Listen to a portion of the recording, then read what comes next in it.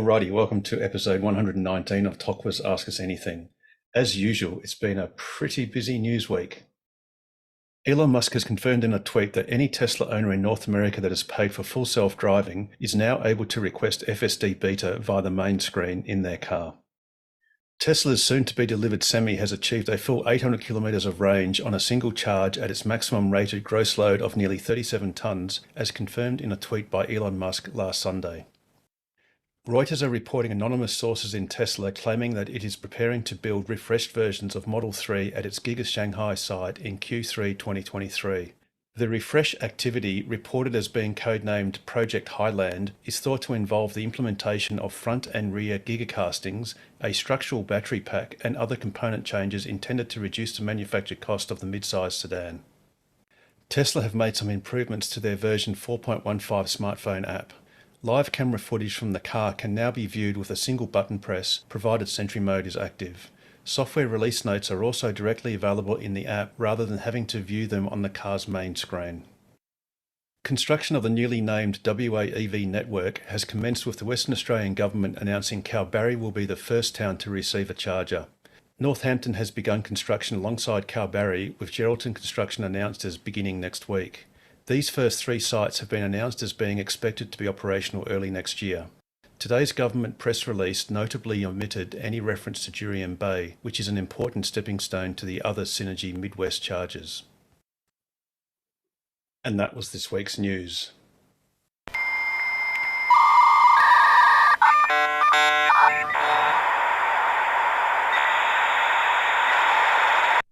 Indeed it was. And welcome everyone. If there's anyone that's new and you're comfortable in doing so, please do say hello in the next 5 seconds.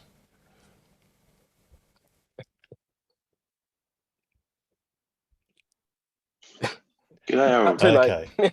Oh, No, go for I it. think go I for it. see. I'm going to get Mark to say hello. Welcome, Yeah, Mark. let it go. Yeah, g'day. Can you hear me? Yes, absolutely. Welcome. Oh, technology works. Great. Thanks. Finally got to get on a meeting with you guys. Awesome. Tell us about your awesome car, Mark. I'm still waiting for it. I ordered on June the 9th, the day before the Y was released. So I'm waiting for a Model 3. So Fantastic. I'm 5 months and 3 weeks into the wait. I've got at least three months and 1 week to go, possibly 6 months and 1 week to go. Oh, So no movement on your delivery date. It's not obviously next month or anything like that. You've got no firm date yet. Still shows 9 to 12 months from order date. Oh, okay, right. It did change from 1 day to a date, and then it changed back to 9 to 12 months. So hopefully I'm trying to wait patiently, but it's getting a little bit antsy at the moment. Look, rest assured, and it is frustrating, and there are many of us that have had multi-year waits for various cars, and some of us are actually still waiting multiple years for a car that's going to still take another couple of years minimum. It's worth it. It's absolutely worth it. In the end, once you're in your awesome car, all is forgiven, all's forgotten, and you're just going to enjoy the experience. But yeah, the wait is painful. Yeah, put an order in for a Cybertruck and then wait till 2026. Yep. Yeah, absolutely. But welcome nonetheless. Anyone else that wants to say hello? I think I see a couple of new names. Or we could just go straight to discussion or questions. Actually, we might do that. If anyone does want to say hello a bit later on, then you're more than welcome just to shout out, or you can raise your hand in the on the Zoom menu item thingy. All right, any questions or extra bits of news that go, Nigel? I've got a bit of a problem, and I thought, well, this might be an instructional thing for new peoples. I've just been down to Bustleton for a few days, just ruining the week. And whilst I was down there, my phone and my car decided they didn't like each other. And I walked up to the car and it said, no, you got to tap the card. So I got my phone out and said, right, okay, I can open the boot, I can open the front, And I can unlock the car and I can lock it, but it wouldn't do it. So I held the phone up to the, the B pillar, and yes, it would unlock. Get in, sit down. No, you've got to put the card on the thing. So I've tapped the phone there and it started. So I thought, that's interesting. And it was like that for a few days. So I got home today and I thought, I'll unpair them, delete it and restart. And it didn't work. You put You yourself on mean mute. when you use your card, your Prox card, your Tesla card, to then pair your Yeah. phone as a key, it wouldn't pair. No, I just put it on and then said discover each other on the phone, and it discovered each other, and then it still wouldn't work. Right. So, but So there's a difference between the Bluetooth on Bluetooth. this and the Bluetooth in the car are not Yep. Bluetoothing very nicely. No, but there's different parts of Bluetooth. So there's the Bluetooth that's used to unlock your car as a phone key, and there's also the Bluetooth that's used to move audio and whatever backwards and forwards between the phone and the car for things like streaming audio and stuff. So there's two parts of that kind of pairing process, and they're separate. So I guess the question is your phone working as a phone key properly? No, that's the problem. It's not working as a phone key. So I deleted it all out of the car, started again, and it said, yes, there's Nigel's phone. And I go, right. So went away, locked it, came back, and it was locked and stayed locked and wouldn't unlock. So when you pair a new phone, if you've deleted it, all phones become new. Did you have to use a Tesla card, the card key, and put it on the center console to enable that No, it pairing? didn't ask for a card again. That's weird. So you need to go into your app and say, unpair this phone, or what's it say as a Yes, key? Michael, I've restarted the phone. I've restarted the car. I've thrown the phone down on the ground in anger, and nothing's worked. An Security. Yeah. It's a curly one. I do not know why. When I sit in the car and it will not drive, will not allow me to move the car and put it into drive until I've put the phone down beside me where the card goes, and it's read the RFID card. So there is I just looked, and there is a suggestion that says improve phone key, set location access to always to improve, and it unfortunately the information disappears very quickly.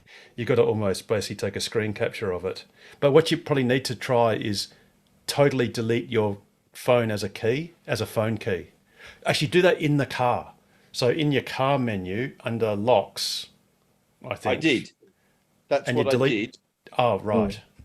I deleted it from the car as a key. And yet I'll to just- add it back, you didn't need to use your Tesla. I didn't. No, I just went in and said, add another one. And it goes, right, let me find, because I had to unlock it using the phone, as the RFID card, tapping on the B pillar. So, but I didn't have to put it on the console to authorize it. I just said, and it said, okay, Bluetooth. I set this phone up as searching, and it linked it again. I suppose I could always try deleting the app and reinstalling Yeah. if I Yeah. can remember my password. So you just went. So you just went and hit delete. I To the deleted, key. yes. Yeah. Yeah, and then I added another key, so I added it back in. It's just interesting that you didn't seem to have to add it by using the Prox card as a token. That's interesting. I mean, maybe that's just because it's already seen it once before. Maybe it doesn't delete it; it just disables it. And interesting. Yeah. I'm going to Just a quick review. I'm sure you've checked already, but you sure you've got your Bluetooth turned on your phone? Yes, Pete.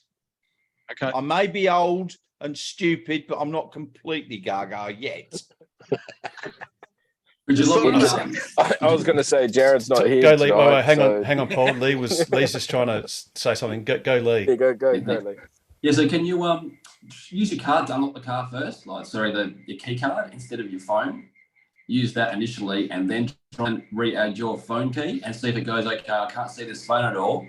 Then it might ask you to put the card to swipe the card. Yeah, I didn't have time to do too much fiddling today after the 2-hour drive back from Busso. We've just had a family get together.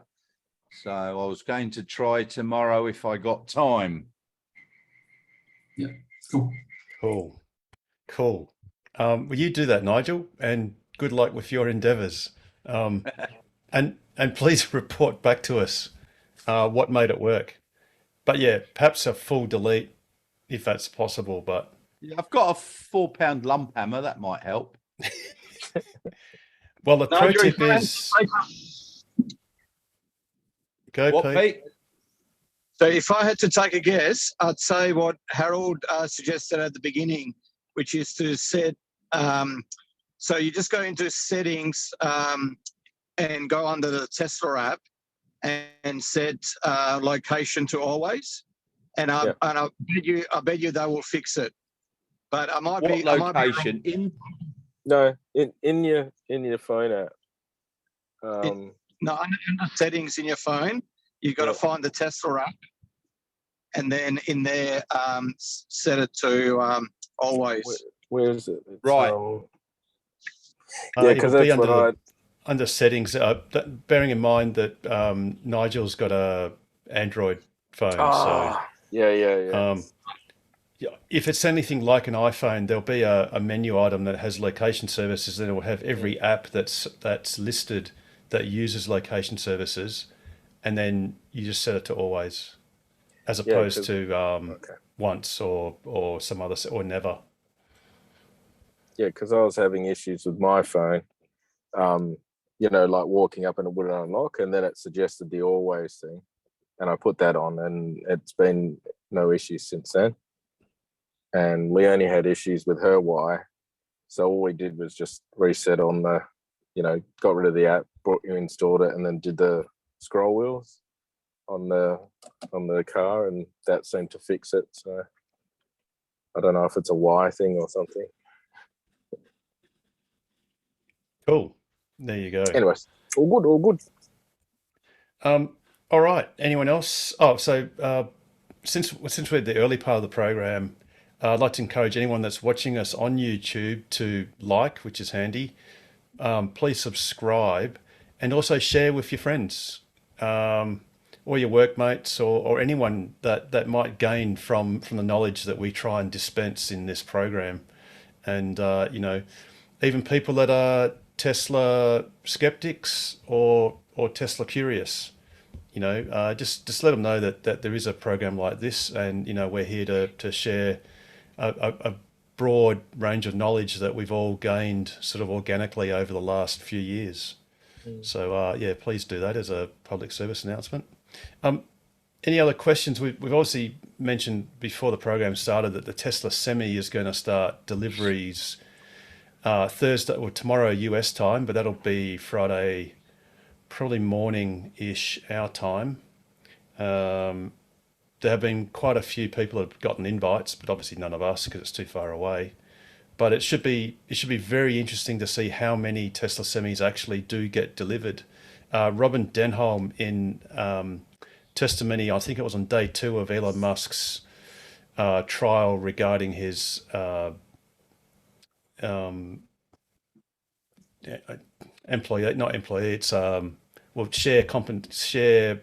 whatever you call it, payment plan.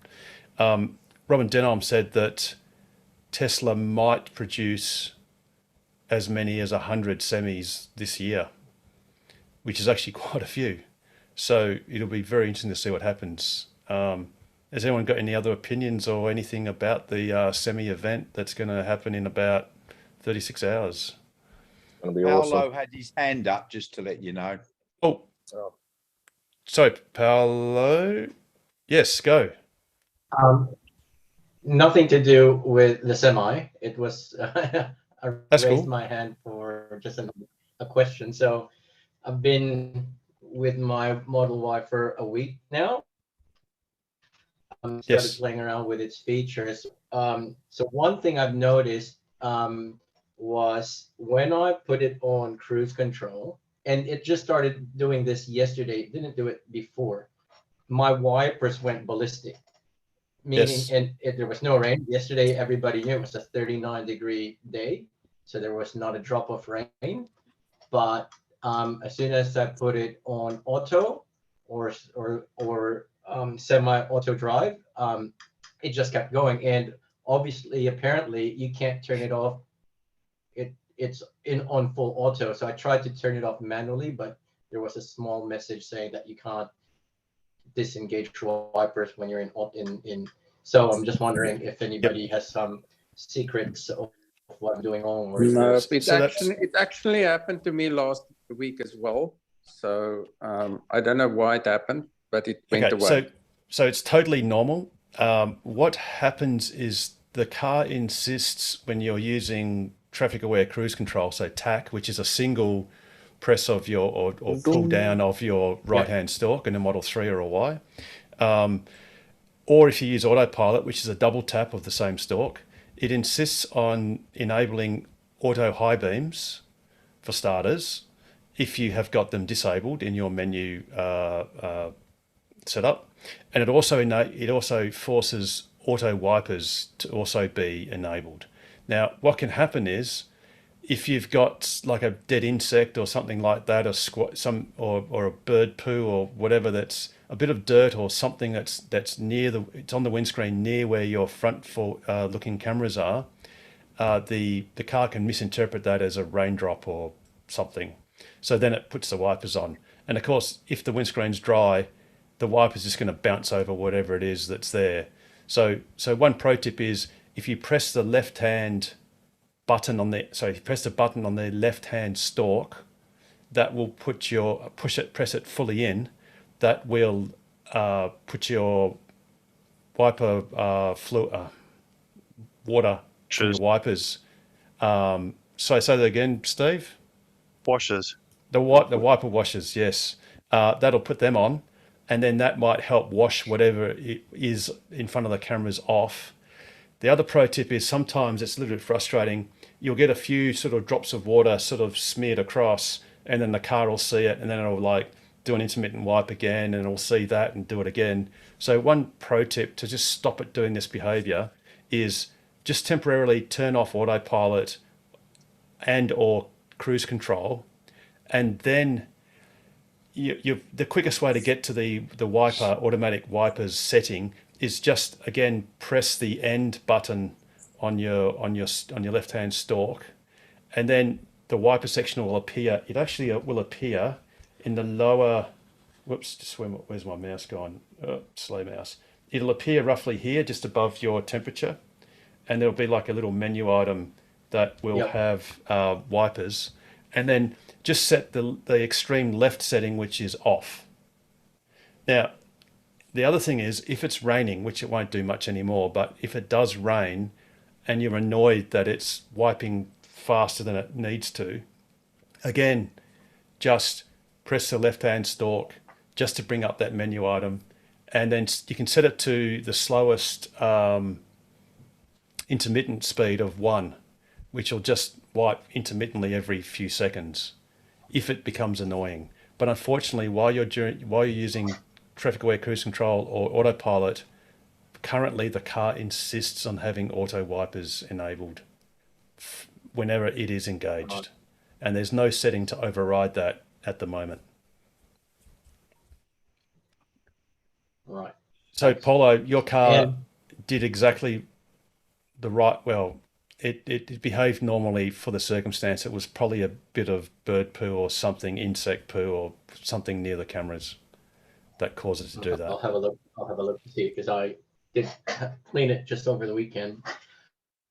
But I thought it might have something to do with the hot weather. And No. Speaking of the hot weather, last week when I first joined, I did ask about heat generated from the glass roof. I did feel it yesterday. Some really, even from anybody can put even on the chat where I can potentially source a good screen. I know there's a lot there. I've looked at it on Amazon and eBay. There's quite a lot. Happy to take recommendations on which ones are better than the other. Tesla. Just get the Tesla. What was one. that, Paul? Sorry. Just get the The Tesla, one. one. Yeah, and then you're not, and because the rear one goes all the way to the back and that sort of stuff, where the other ones don't. And put your aircon on maybe 15 minutes before you get in, you know, with your app, and that'll keep you nice and cool. Yeah, my question for Paolo is, when did you feel it? Was it getting into a hot car or when the car had already cooled down to temperature? So I did turn it on a bit. I guess it was my wife was saying, "Oh, it's really hot here," and I said, "Yeah, and I said, don't touch the glass because it's going to be hot." And as soon as I said, "Don't touch it," she touched it, of course, because that's what they do. Yeah. So but it just felt quite hotter than a normal car that had a normal roof. It seemed. Yeah, look, unfortunately, it's just physics. The glass itself will get very hot if it's standing in the sun. Once you start driving, it'll fairly quickly adopt the ambient air temperature that flows over it. So, you know, if it's 35 outside, it'll probably get to 36, 37 degrees after you've driven it a couple of kilometers. But if it's sitting, you know, baking in the sun, then I think my Model X I had a look at the other day, because it's at the airport at the moment, and cabin overheat protection has been turned off to save the battery because it's being stored there for a few weeks. And I think I saw 52 degrees, and that's not even summer yet. So the interiors do heat up, and so do the glass surfaces. But that happens. It's not Tesla specific. That's any car with a glass roof. The glass is going to get red hot while it's standing still. So Harold, everyone picking up on what you said about that temperature. So where's that in the app where it kind of kicks in? Where's that setting? So you've got that in. Oh, sorry, you go, Harold. Yeah, go. Well, you can go, Paul, and so I'll find it. You set it in under safety, and you put cabin overheat protection. Have you got a Y or a 3? A Y. A Y. So you don't have. With the 3s, you can actually have it kick in at 30 degrees or 35 or 40, but the Ys don't have that yet. So, but yeah, you can put overheat protection on that, and then you can have it on your app as well to actually turn it on and off if it's not actually on under your climate. It's under climate on the app. Yeah. You tap on the climate, scroll it up, and then down the bottom, you've got cabin overheat protection. And see it's with off, mine, no air 3. conditioning or on. Yeah. Although some people have got different temperatures, and I haven't. Not no, fair. Because you got a Y. No, I haven't got it in the 3 either.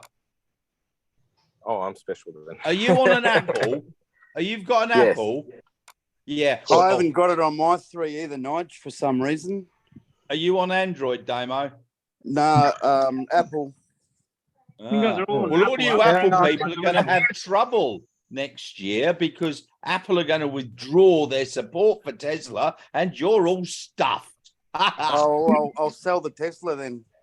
It'll be all right. Cheers, mate. It'll work out. All that have to buy the Tesla phone, won't you? The previous comments were general in nature and shouldn't be taken as personal professional advice.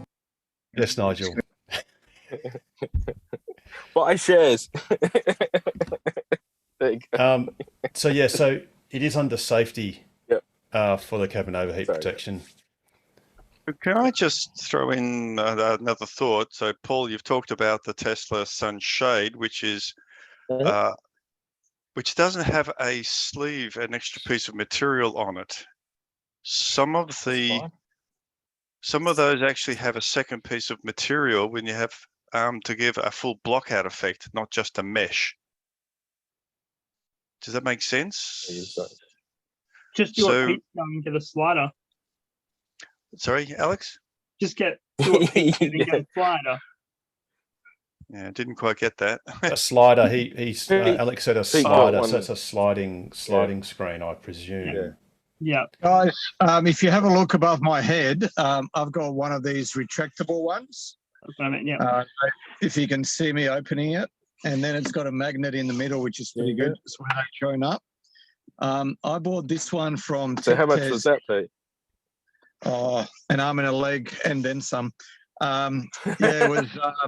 It was about 800, 900 bucks landed in Perth. Ooh. So it's quite a lot. Wow. But it is screwed in, and it looks like, I don't know if you can see it, but it looks like it sort of almost came with the car. It almost looks factory. But I got it from Taptez, and they scammed me a little bit because they had some sort of a promo that said if you spend over $100 or so, you get free international shipping.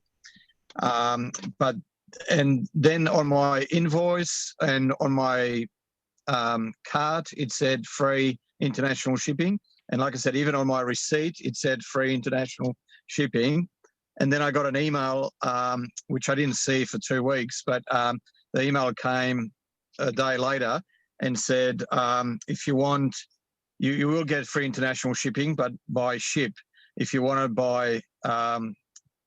buy airplane, you've got to pay, whatever extra. So just be aware of that. There is, you can also get it off AliExpress. They've got a similar one, but they charge you about $460 in shipping. So it's about 450 bucks Aussie, but then another 460 odd in shipping. So still works out to roughly the same amount. If you just Google retractable sunshade for Model Y or Model 3, it should come up, but there's 2 types. There's one, so this is, as you can see, it's more like a concertina one. The other one is sort of spools onto rollers. I think Harold's got it there now. So this one, Harold, is the one that sort of spools onto the rollers. That one yes, didn't you can look. see the rollers there. Yep. Yeah, this one didn't look as good because it didn't look like it had any rails on the side. With that one, you either have it completely closed or completely open. There's no in between. So Whereas Pete, with mine, that's all that shows under sunshade. So I don't know what else it could be called. This is Taptez. Oh yeah, you've got to. It doesn't come up on the sunshade, but if you actually search for retractable sunshade, try that and see if it comes up then. Oh, here we go. $762. Yeah, that's US. No, that's Australian. That's I told it we're in Australia. Okay. I think that's what I said. Well, you'd have to check that. That sounds about right. And but yeah, just remember the shipping. If you want it shipped in any sort of reasonable time rather than 3 months, they said the shipping would take 14 to 16 business days on my receipt. And then I got an email saying, well, if you want that, you've got to pay extra because we're sending it by ship. So I didn't think that was very fair. But anyway. There you go. Cool. So that's Polo. That's certainly that's the high end version. But as Peter said, it looks $1 million. But basically looks like it's factory fitted. So I've got a picture of that silver fabric that I was talking about, which then led Pete to talk about as retractable. Can I share that? Yes. Just. And so you got that silver coated fabric or fabric sits on top of the screen between the mesh and the glass. So it performs actually a much better barrier than just a mesh. And I think people should consider that for the front. The rear hangs down and I don't use that, but I never take the front one out. My thoughts. Yeah, I couldn't agree more. I've got the same thing in the Model 3. I never use the back one because, as you said, it just hangs down too low. And if you have adults in the back seat, it just gets too close to their head. But the front one, I've kept that in there during summer and winter. I'm not a huge fan of the genuine Tesla one because that one's quite transparent and doesn't really make much of a difference. I know Paul likes it. I've tried the Tesla one, but I just don't think it blocks out much. But yeah, I've got a third-party one, but I only use the front one in the Model 3, not the back one. Same as Steve. thing.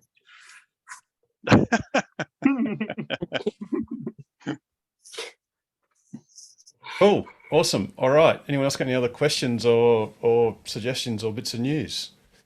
Just on that, I went to leave work early yesterday, pressed the aircon to put it on. I put it on maximum low, and then got caught up for an extra hour in the meeting.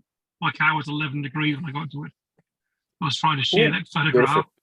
So if you do pre-cool your car, it does work. But Wow. yeah, That's impressive. I think that you see that there. Nice. 11 degrees. That was it was still I think 34 Beautiful. degrees at the time. So pro Use tip, the if you've aircon. got some beers you want to keep cool, just load your car up and put it onto low. And that was on a hot day. Just Absolutely. on that, so what I found is if you have your aircon on for any more than 2 hours, the aircon will actually turn off for some reason. Oh.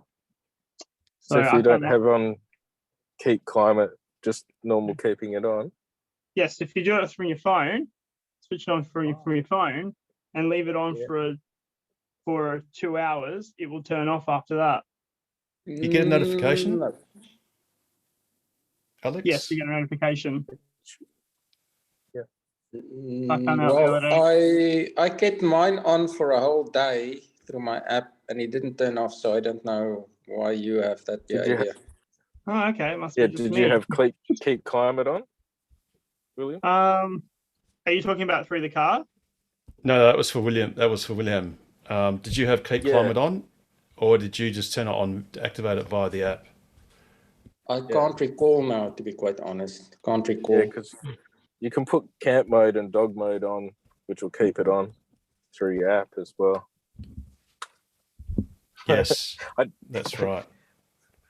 Alex, I did don't that forget that if your battery drops to 20%, it turns off. So I don't know. It'll, Oh, okay. no, Yeah, right. you can keep it on now. It'll let you know that, but then you can actually override it with your phone now. Can you?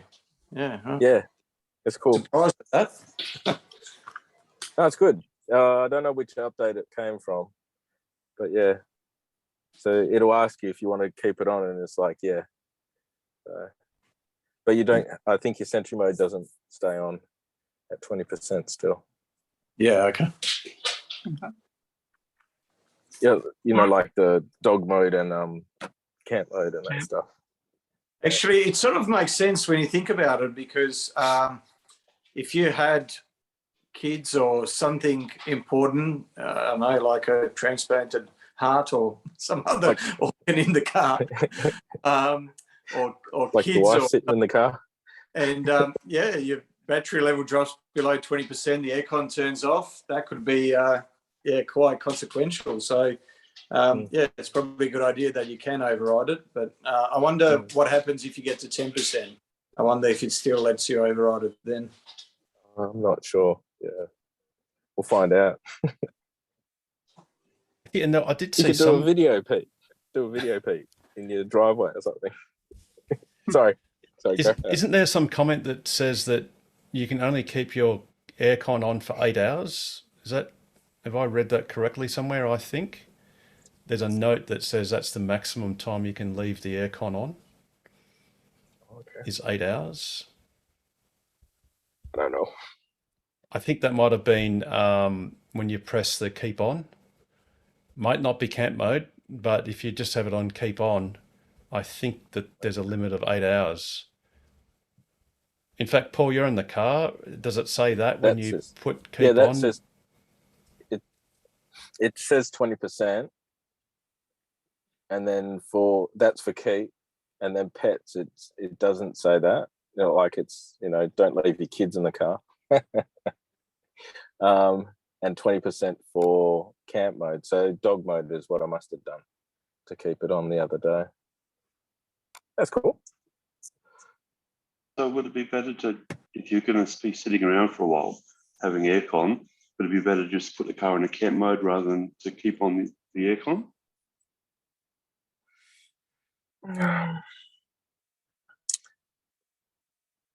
Remember, I don't have my car yet, so I'm just. Oh, say that again, Mark. So I wasn't listening. Apologies for that.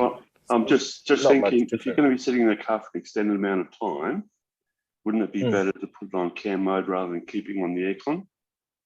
Just remember, I don't have my car either yet. Camp mode has different has other connotations. So, for instance, camp mode will not lock your car won't lock when you walk away from it. So, whereas climate keep on, everything's the same. It's just that the climate stays on. Whereas camp mode, it does, like I said, it does things like it will not lock automatically when you walk away. Because the idea is that you're sort of loitering around the car, so the car doesn't want to be annoying by locking itself. So keep mode is good. I mean, the point of keep mode is really just to keep it on while you're doing something useful, such as shopping or in a meeting or something that's not, you know, over multiple days or a hugely long extended time.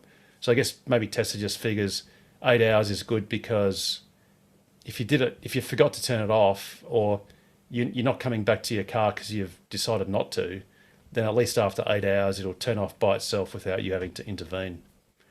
And it also probably figures if it was hot in the daytime, it's now nighttime and it's cooler or something like that. Perhaps. Sure, okay, thank you. Okay, so has anyone else got any other questions or comments? I've got a question about. Sorry, I think I'll go Alex first, then to James. So go, Alex. All right, it's probably time we should mention the event for Sunday. Trying to get it out there nice and early.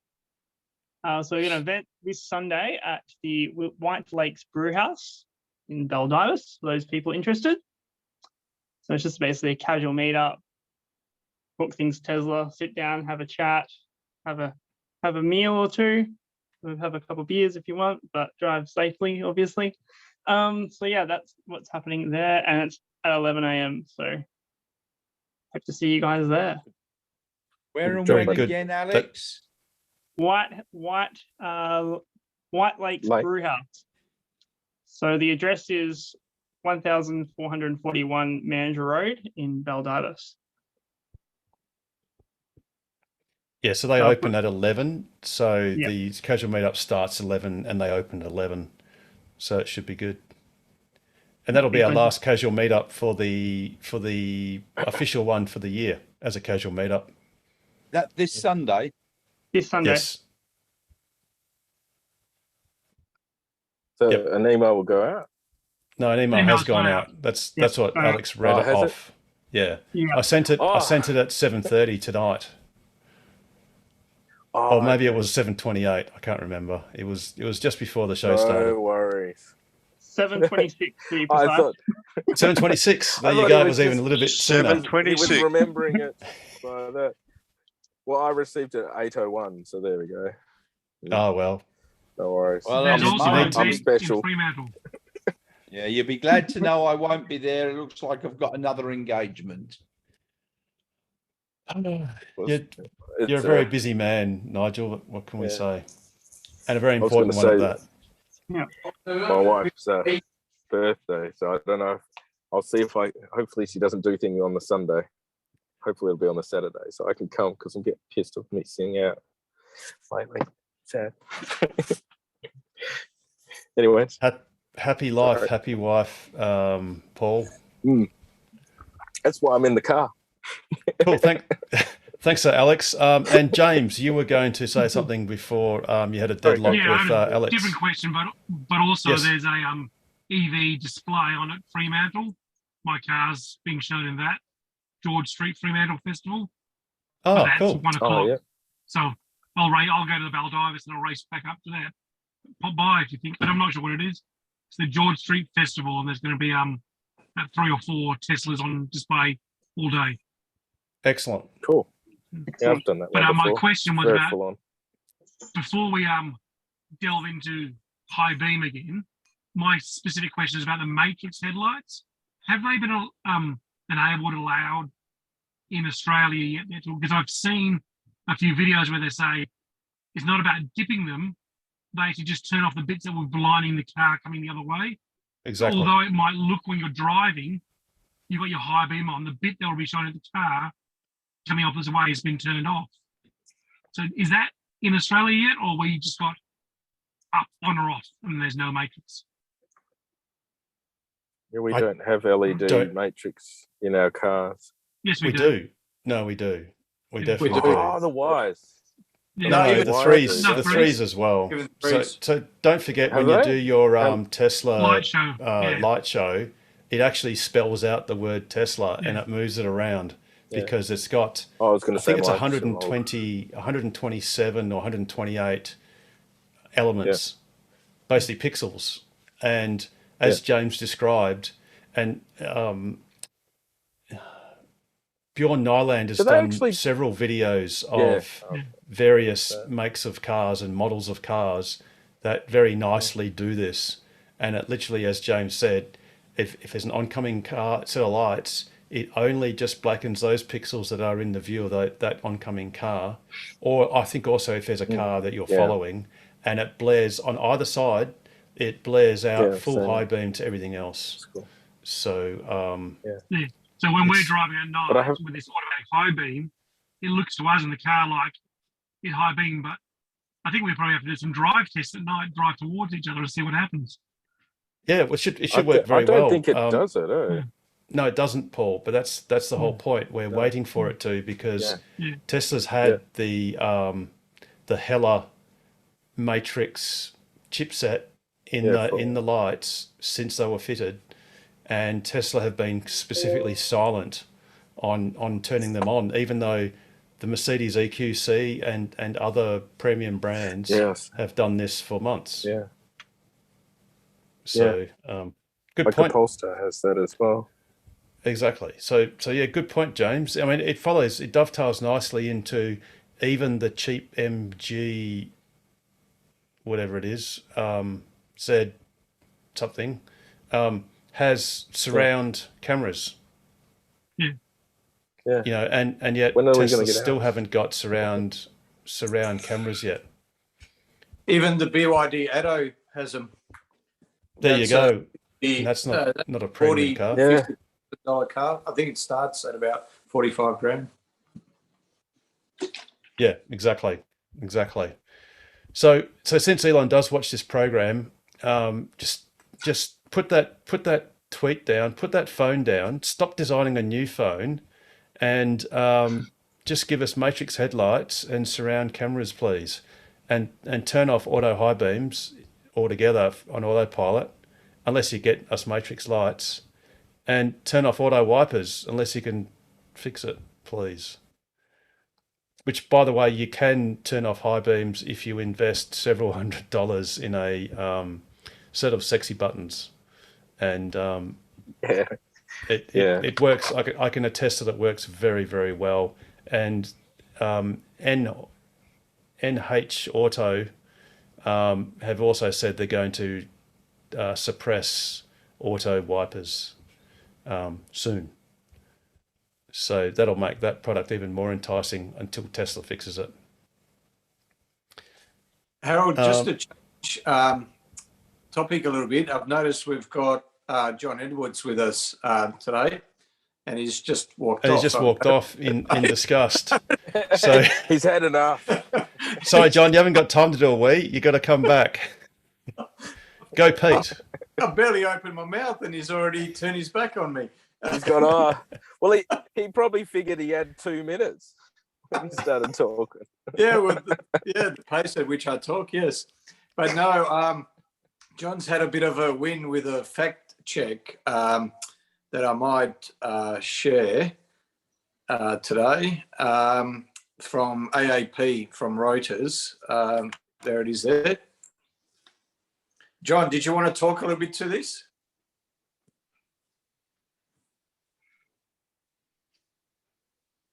If you're off mute.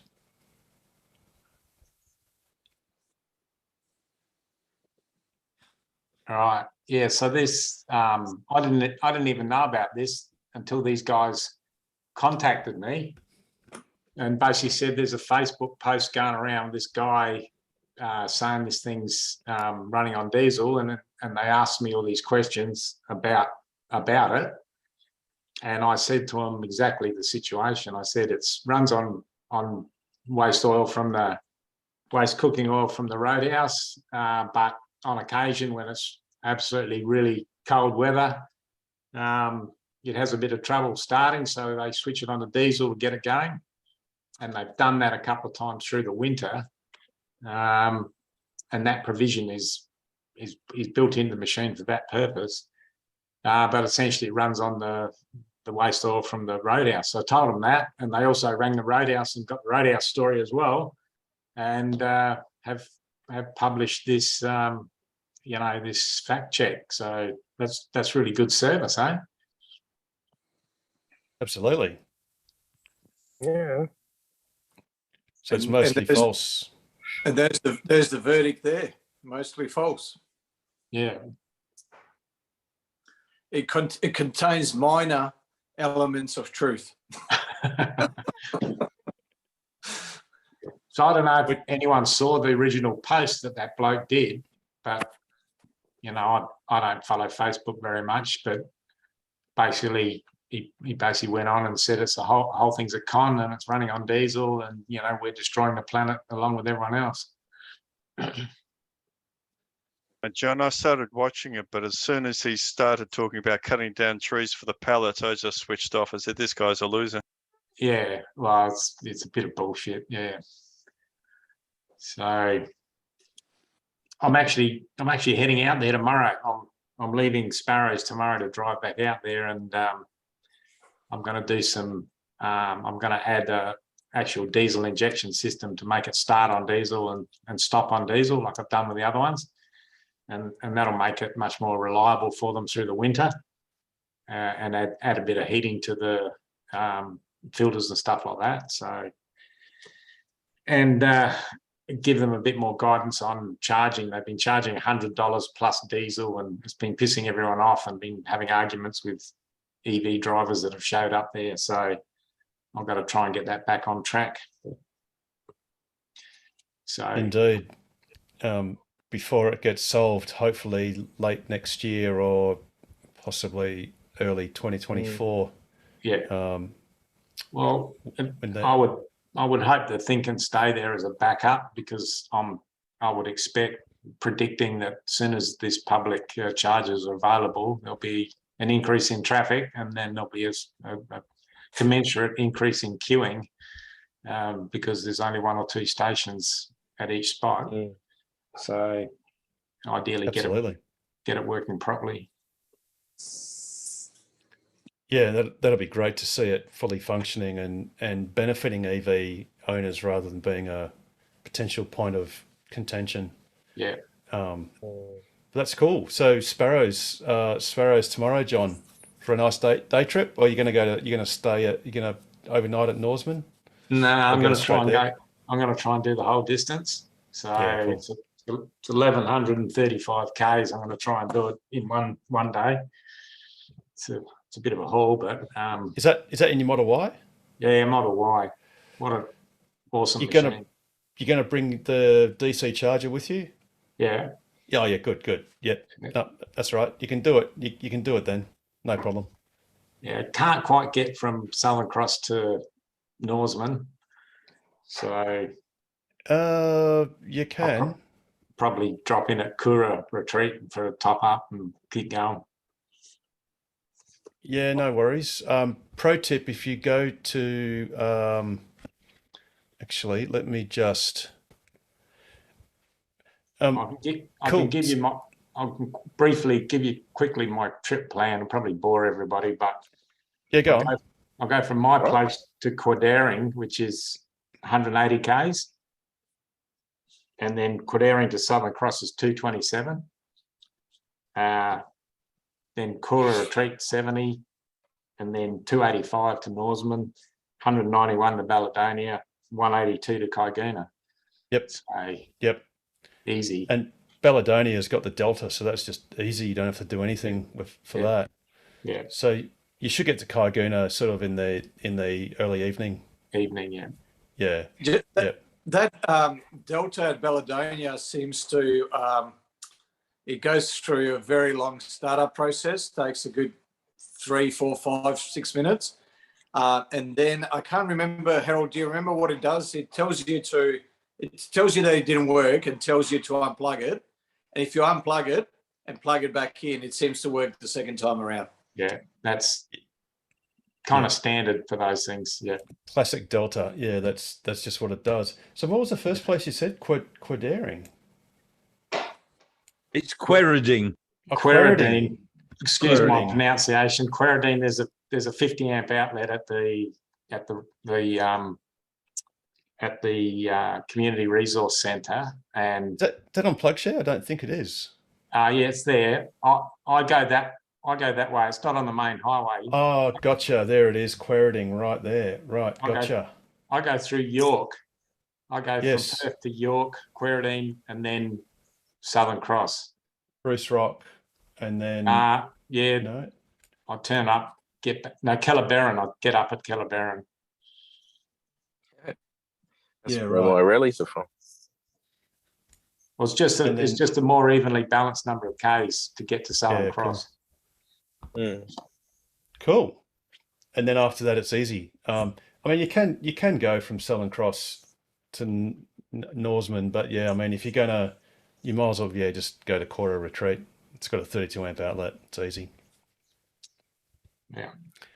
And then so you're gonna fit heaters to the generator to heat the veg. I'm gonna add the diesel injection pump, which comes on and forces diesel into the injector pump for the first couple of minutes while the engine warms up. Then it switches to veg, and during that time, the 240 volts will apply heat to the filters and inlet lines. And then when the engine stops, it will force diesel into the injector pump for 1 minute before it shuts down. So it's ready for the next start. So that's the sort of setup we've got on all these other ones now that are working fine. So I want to stick it on the Kaiguna one and make it a bit more reliable. Yeah, absolutely. Hey, John, is with the viscosity of the veg oil, is there a upper limit? You know, you don't want to, is there a limit beyond which you don't want it to get any hotter because it becomes too viscous, or? No, so the optimum temperature is 80 degrees entering the injectors, and it doesn't matter what I did, or you'd never get it up there, right? So, and it's got better lubrication properties than diesel. So even if it's hot and it goes through the injector pump, it's still, that's not an issue, right? So the only issue with the veg oil is the low temperature where it won't come through the lines to get to the lift pump. So that's what needs addressing. Gotcha. Which is obviously a seasonal issue. It's in summer, it'll be pretty much fine. It's I went there on my way back from Sydney, and it was like an 18-degree day, and we turned it on and just ran perfect. So even at an ambient 18, it runs okay. But they had a couple of -3-degree days, right? And basically the oil just turns to, go solid. Got a bit of chicken fat in there or something, and it just doesn't move. Yeah, cool. Oh, well, like you say, hopefully it'll eventually get moved to Cocklebiddy, and there'll be a Horizon Power charger at Kaiguna. Yeah. And Majura Pass and Baladonia. Yeah. And then obviously that'll be good because then Cocklebiddy can be a secondary charger for when it becomes pretty busy, which it will. Should be good. Interestingly, the manager that manages Madura Pass, Cockle and Kaiguna, Troy, who you may know, Yes. He's very keen to leave it at Kaiguna and make it work until the state charges come. Yep. So that was encouraging that he's actually behind it, wants to make it work. So he wants me to train the other staff. So at the moment, there's one guy, Gary, runs it, and he's got a bit of an old man syndrome. So they want me to train the other people at the Roadhouse. So there's 2 or 3 backups that can operate the thing. Yeah, cool. Yeah, oh, look, it'll be great to get it going properly and doing what it's intended, which is, being a service to EVs. There's not much to do to it, so it's just a quick trip out there. No worries. Well, safe travels in your awesome EV. I just enjoy driving this Model Y so much. I'm back to buying 4 bolts from Bunnings. One in Joondalup, one in Midland, and one in Rockingham, and then one in O'Connor. Yeah, I'm going to buy some aircons in Rockingham on Friday. Hey, John, now you know how I've done 22,000 K on my Model Y already. That's awesome. It's fantastic. That's really good. John, can I just jump in and thanks also for that Kaiguna charger, because we've used that. We make the point of using that east, and we've been east and west, even to the point of we stayed overnight and made Gary come and give us a charge one of those 3-degree mornings. Right. Just because it's there, and that's what Troy wants it to be used. And we said, no, we're not going. Get him up. Yeah. 7 in the morning wasn't too much of an ask. Yeah. Yeah, there's a bit of Troy's behind it, but Gary's a bit shirty about it, right? So I just need to go and smooth a few feathers there and make it a little bit easier to operate. I mean, he did have some trouble with it in the cold weather, so he was getting a bit shitty about it.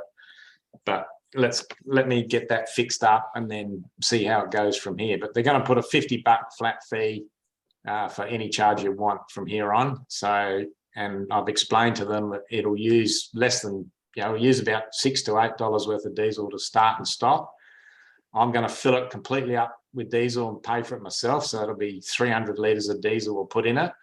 And that'll be enough to last them for $6,000 worth of revenue. And I'm going to say to them, look, from then on, you guys have got to, pick up and run with it.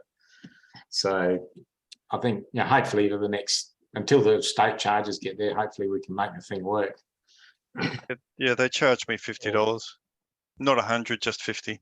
Yeah, no, well, that's what they were doing, and then he put it up to 100, and then he was charging. Some bloke paid $137 or something there for a charge, and was not happy, and rightly so.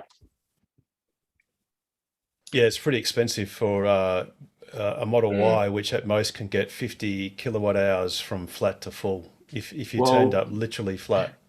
Well, 60 k's down the road at Cockle, he lets you use the 3-phase for free. So, Bill Sinclair just drove through there to Tasmania, and he said, well, I'm not stopping at Kaiguna because I can't justify spending $100 when I can get free charging 60 k's down the road.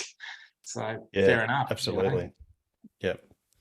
Cool. Awesome. Well, safe travels, John. And we'll be very interested next week to see how it all went. And no worries. Yeah. Hopefully the trip will be uneventful.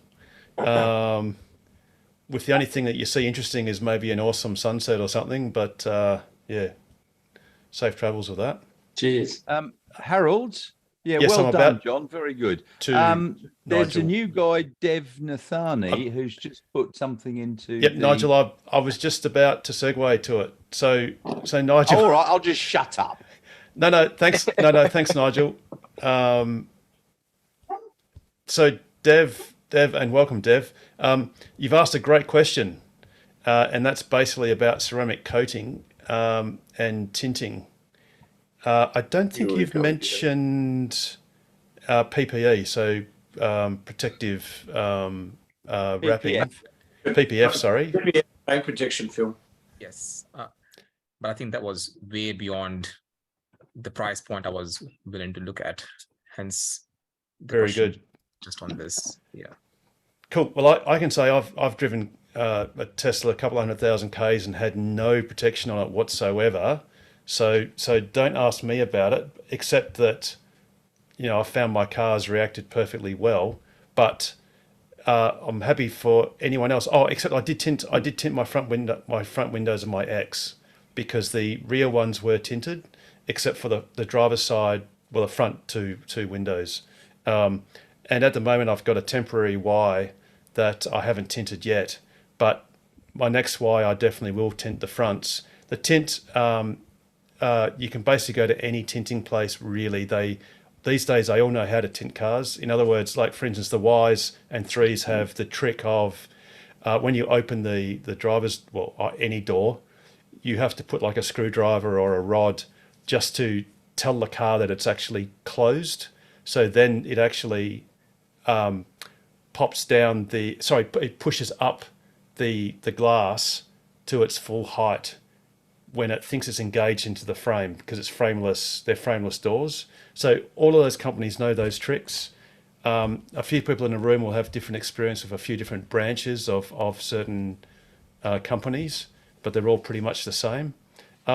Anyone got experience, or good experience or otherwise, with ceramic coat? Yep. Beauty and Beast. Beauty and Beast in Bayswater. They did my car. It's slightly thicker than the normal ceramic coat, so it gives you slight protection, but not a lot. But it's good, and I haven't had any issues, and it's easy to wash your car and that sort of stuff. So, how much, Paul? Probably 900. The one I got was $1,400, sort of stuff. So, but you can get cheaper ones than that, like your normal ceramic coat. I think is about, if you do it yourself, it's like $500 or something like that. So, Did you put your ceramic, muchness? Did you put your ceramic film over PPF or just over the plain job? No, I don't bother with PPF.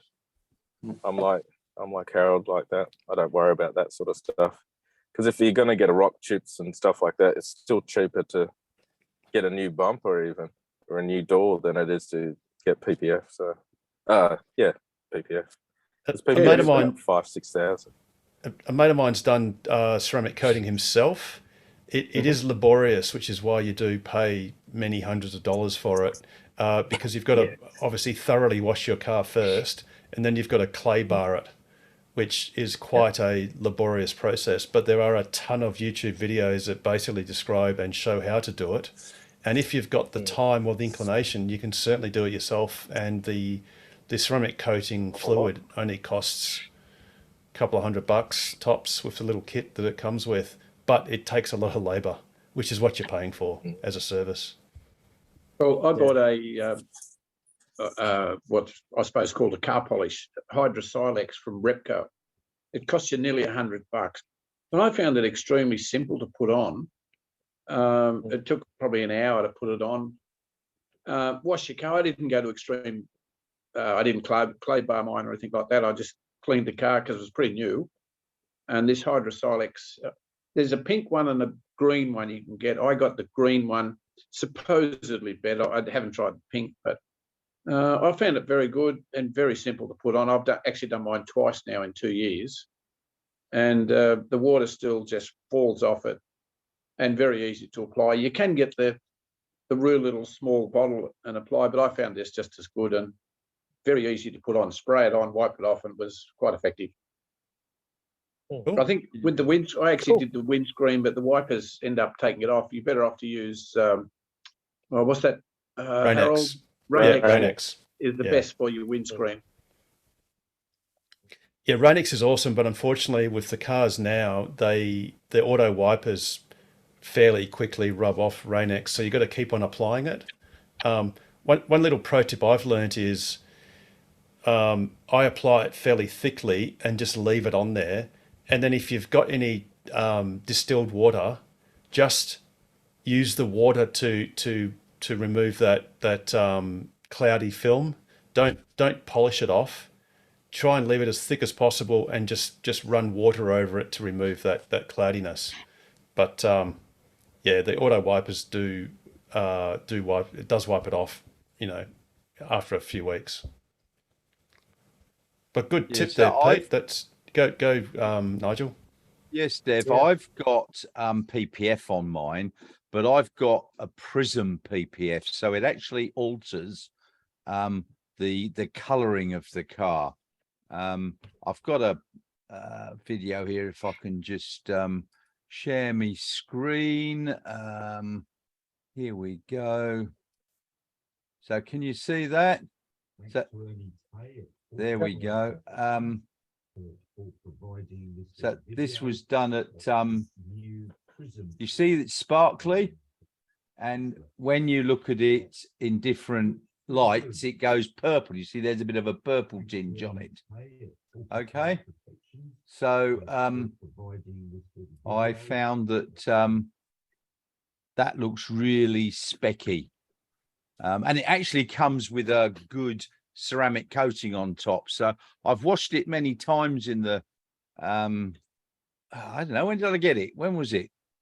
End of September, beginning of October, something like that. And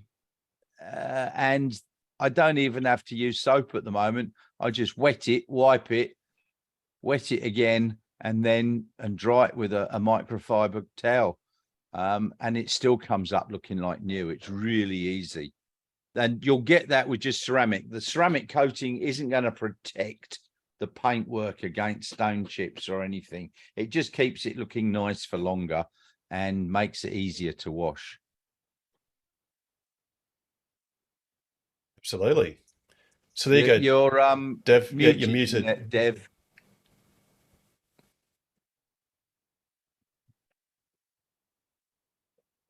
No, you're still muted, mate. No, you're still muted. Just go unmute on your microphone symbol. Oh, sorry. There you Yes. go. You're on. Yeah. No, so it appears, I guess the consensus is, I think most of you advocate for it then, you know. Would that be? Well, I'm neutral. So, well, it's well. Let's do a show of hands. Who's put ceramic coat on their cars? Do a little show of hands for people we can see. We got one hand, two. We got two. We got two. We got two.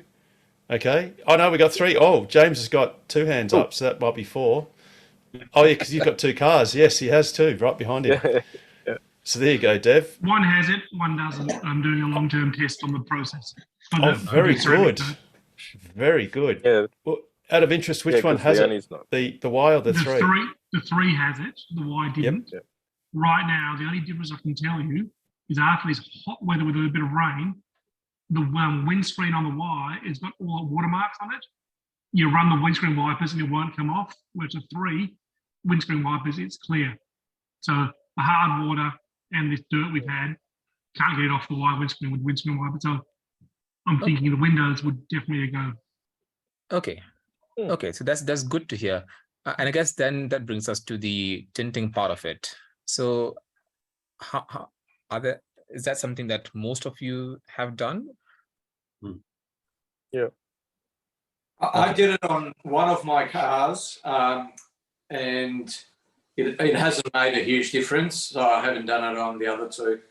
So yeah, it was I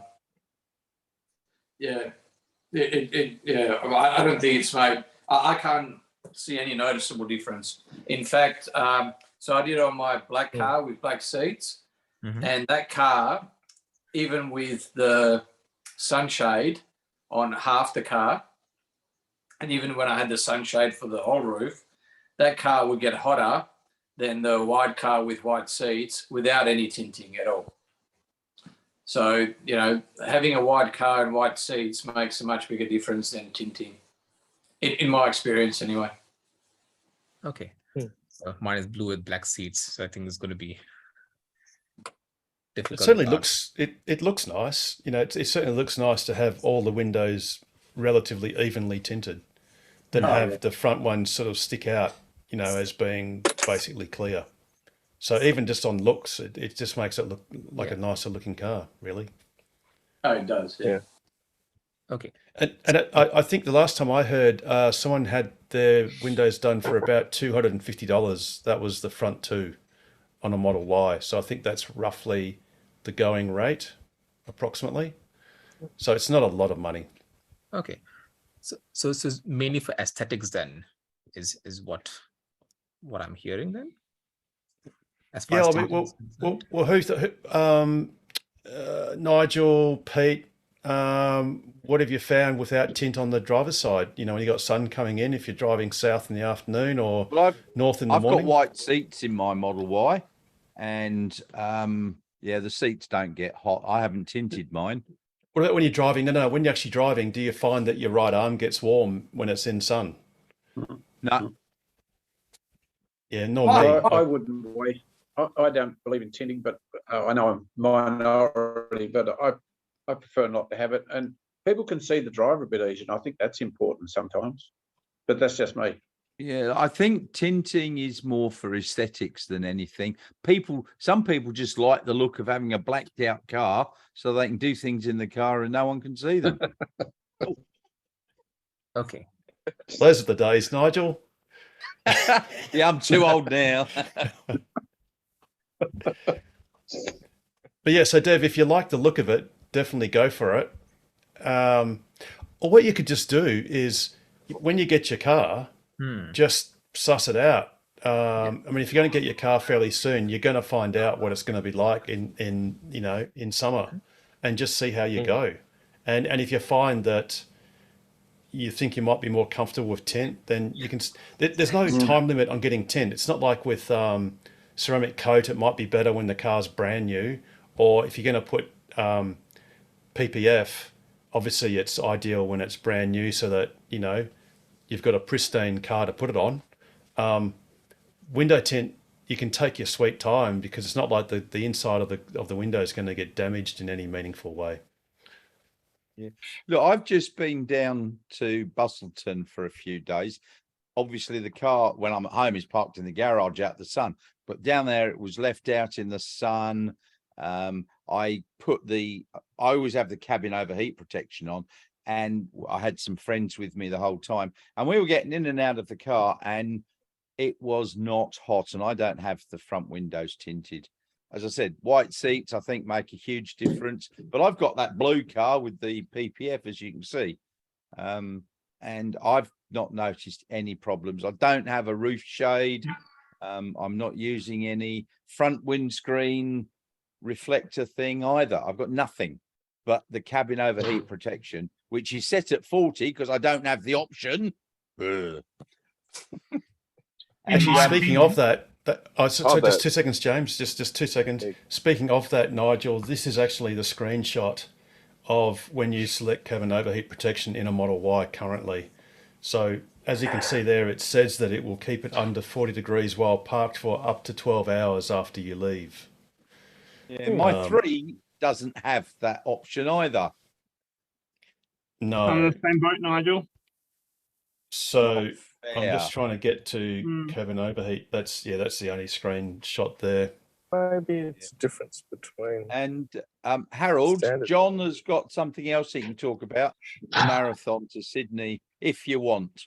Oh yes, 2 seconds, John. But James just got in first, so James, we'll throw to you and then to John. Yep. Yesterday, I had to do a car swap in the middle of the day with my wife. I'd taken the Y to work, and then she realised she needed the bigger capacity to bring stuff home from her work. So at lunch, 12 o'clock exactly, I drove to her work, jumped in her car and drove back. The Model Y has tinted windscreen, the illegal clear tinting, and the 3 doesn't. And I completely agree, it doesn't make the car any colder inside. It does not change the temperature, but when driving it, I was driving with the sun coming through, I could feel the heat when I was driving, as opposed to why on the way there I couldn't.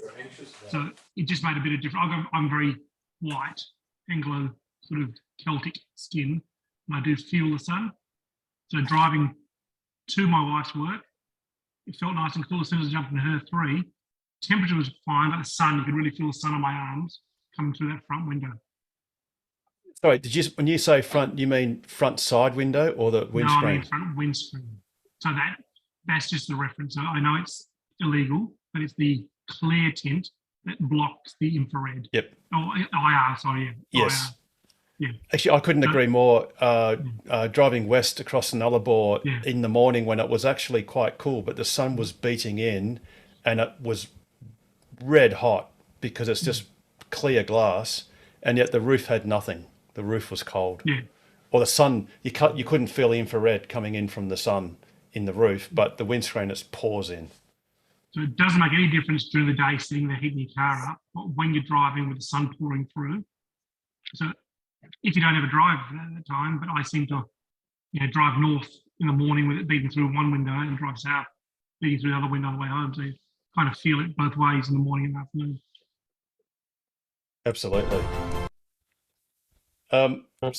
So John Edwards, this is the first time you've actually been on the show since this minor achievement. That's it. Which is just absolutely bonkers. And I don't know what the hell you were thinking. So maybe you'd like to explain. Right. So for those that aren't familiar with what we did, we took a Tesla Model 3 joined a car rally from Perth to Sydney through the bush, 50% bush, 50% highways, in amongst 80 other petrol cars over 10 days. And we actually, we had mobile charging units. So we had 3 80 kilowatt mobile charging units, leapfrogging along the rally route to ensure that we could top up every nominally 200 Ks. So it was a major logistical exercise trying to plan out where these things had to be, because we weren't allowed to go along the rally route. We had to find alternative ways of getting to position the charging units. But anyway, we completed every day of the 10 days. There was 15 cars that didn't complete the rally. Sorry, John. Go. You're all good. Yeah, sorry. No, it was just a video interrupting. So apologies for that. There's one of the units there. That's one of the chargers. So actually the enormity of what we did is really only understood by ourselves, but those chargers are designed to sit on a piece of, block of concrete on the side of the road, not to be bounced around on the back of a truck down all these dirt roads and pothole filled highways. And we finished each day of the 10 days. So we did the 10 days, we made it to the finish. We didn't have any breakdowns on the Model 3. Model 3 was just, we didn't touch it. It just did the whole thing, dirt, mud, dust, snow, a whole lot, without a problem. Basically it was day 2 when we went from Southern Cross to Lake King on the dirt road. It was a massive storm going on, and there was 4-wheel drives bogged on the track, and we would just sail straight past. I don't know how the car did it. It must have been aquaplaning across the top of the mud, don't know, but it just sailed through, overtook about 6 cars, and ditto on the way from Lake King to, here we go, that's it. So there's a bit of an idea what they were doing. It might have had something to do with it too. You can see somebody stopped up ahead. Anyway, so we had a few naysayers at the start, but after we did that day 2, everyone was pretty quiet, and we're pretty much part of the team. It was pretty horrendous conditions. Yeah. So, as I said, the car didn't have any breakdowns at all, which is unbelievable. Everyone else was having wheel bearings getting dirt and dust in them and falling apart, and radiators breaking and all sorts of things. We didn't have a single thing go wrong with the car. We didn't have a single problem with any of the chargers either. So all the charging went to plan. Everyone was in the right place at the right time, and we performed average of 80 kilowatts charging throughout the 10 days. 3 charges 3 charges per day. We didn't have any accidents or incidents. And the main thing for me, the organisers of this event were completely happy with our performance. They thought we were going to be a total pain in the neck, you know, with the charging and all the rest of it. But we dovetailed in there, and they were absolutely happy to have us on the event, which is a big tick in the box for me, because we'll get invited back next time, which will be good.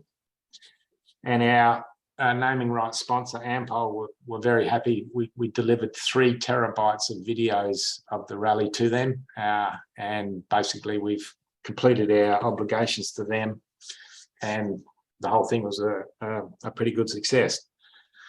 But the best part for me, I drove the Model Y across there on the highways. I was at all the overnight spots, so that was fine. That was really good. The charging trucks also charged me as well. So basically, 2 Teslas all the way across to Sydney. But then I drove the Model Y back via Melbourne and Adelaide. And that's just a dream, following the superchargers from Sydney to Melbourne and from Melbourne to Adelaide. And then I headed back over this way. I got to Clare, was awesome, charged on the Clare supercharger. Some of you have been there. It's what a wonderful thing. But from then on, let's wind back the clock 5 years. Nothing much has changed. It's all the same PowerPoints. They're all just a little bit more rattly on the trees or stumps, whatever they're screwed onto. But other than what we put on Koguna and that, it's all pretty dire out there. So, but just in closing, I won't talk too much more, but I originally wasn't really much, you know, I drove BMW i3s and I had a couple other different electric cars, and everyone was telling me to buy a Tesla, and I didn't really need a big car like that, so I didn't buy one. And anyway, then I got the Model 3, and that's been racing. I haven't really driven that much either. But I got in this Model Y, and you know what, I got to say, you know, the Model Y for me is basically, it's a lifestyle, right? It's also an office. You know, it's actually a film and music studio. It's a home, right? And you actually get an awesome car with it. So I guess I'm almost getting into the category of a Tesla fanboy these days. But it was absolute pleasure to drive that car from Sydney back to Perth. There are a few little quirks that you guys have been talking about, windscreen wipers and different things go on, and you know, you get your phantom speed limits pop up and your auto drive starts giving you trouble. I don't care about all that. All the positives outweigh all those little niggly things that'll get sorted out eventually. So yeah, look, it was an awesome trip, and I had an awesome car to drive, so it was just totally fantastic. Yeah. John, you had an issue with a tire or something. I think you posted at one point. Yeah, after the stage we were doing, we charged at the Nullarbor Roadhouse amid a huge storm. Like, it was just a massive storm, unbelievable. And then the car didn't go on the highway; it went on the dirt track alongside the highway. It was probably the original road, and there was a couple of potholes there, or something in the road. There was about 4 or 5 cars, staked tires there, and we staked 2 tires. We staked 2 tires in that stretch, but we had 4 You can see spares. the rim there, John. So right near the valve, that's dented in. Yeah, we dented several rims, but we had enough with us to get through. But yeah, we staked 2 tires on that Nullarbor Roadhouse stage. But that's all for the whole rally that we did. So pretty good. There was a comment by Jürgen as he got out. It was after a very wet stage. I don't know where it was, but he said he was in awe, I think, of the conditions and how well the car went. And he says, I've passed rally cars. There's wildflowers and everything. He got out and he just said, what a car. Yeah. I was impressed by the way he put it after getting out, that going through the water, passing other rally cars. Yeah. And it was fantastic to hear him describe it. Yeah, and that put in context, we were the heaviest car in the field as well. So we had a fair bit of weight to carry compared to everyone else. But we were, you know, basically the quality of the drive system in the car got us through all that wet stuff. So, yeah, I think it's a testament to the, you know, the durability of these cars. You know, we didn't have a single electrical fault. We didn't have a single warning come up on the screen. And, you know, we belted that car pretty hard for 10 days through some shithouse conditions. So, yeah, fantastic machine. And so, John, so like you said, as far as you're concerned, the Model Y is really, you know, for normal use, is just a zero compromise, awesome machine. But there is something else that's better. And I dare say you really, really want to get your hands on it. And we all know what that is. And it's like this. Got two on order. Very angular. Yeah. Oh, yeah. Yeah. Yeah, can't wait. Well, what's the delivery expectation? 2025. 2 weeks. Yeah, 2 weeks. I'll say 2025 for us. For Australia? All that'll take. Yeah. 2 weeks? Really? Yeah, that's all. I don't Who know. said 2025? I'm being Who optimistic. said that? That's being very optimistic. I did. Oh, I was going to say Paul. I'm being very optimistic. Hey, I was right about the Model Y.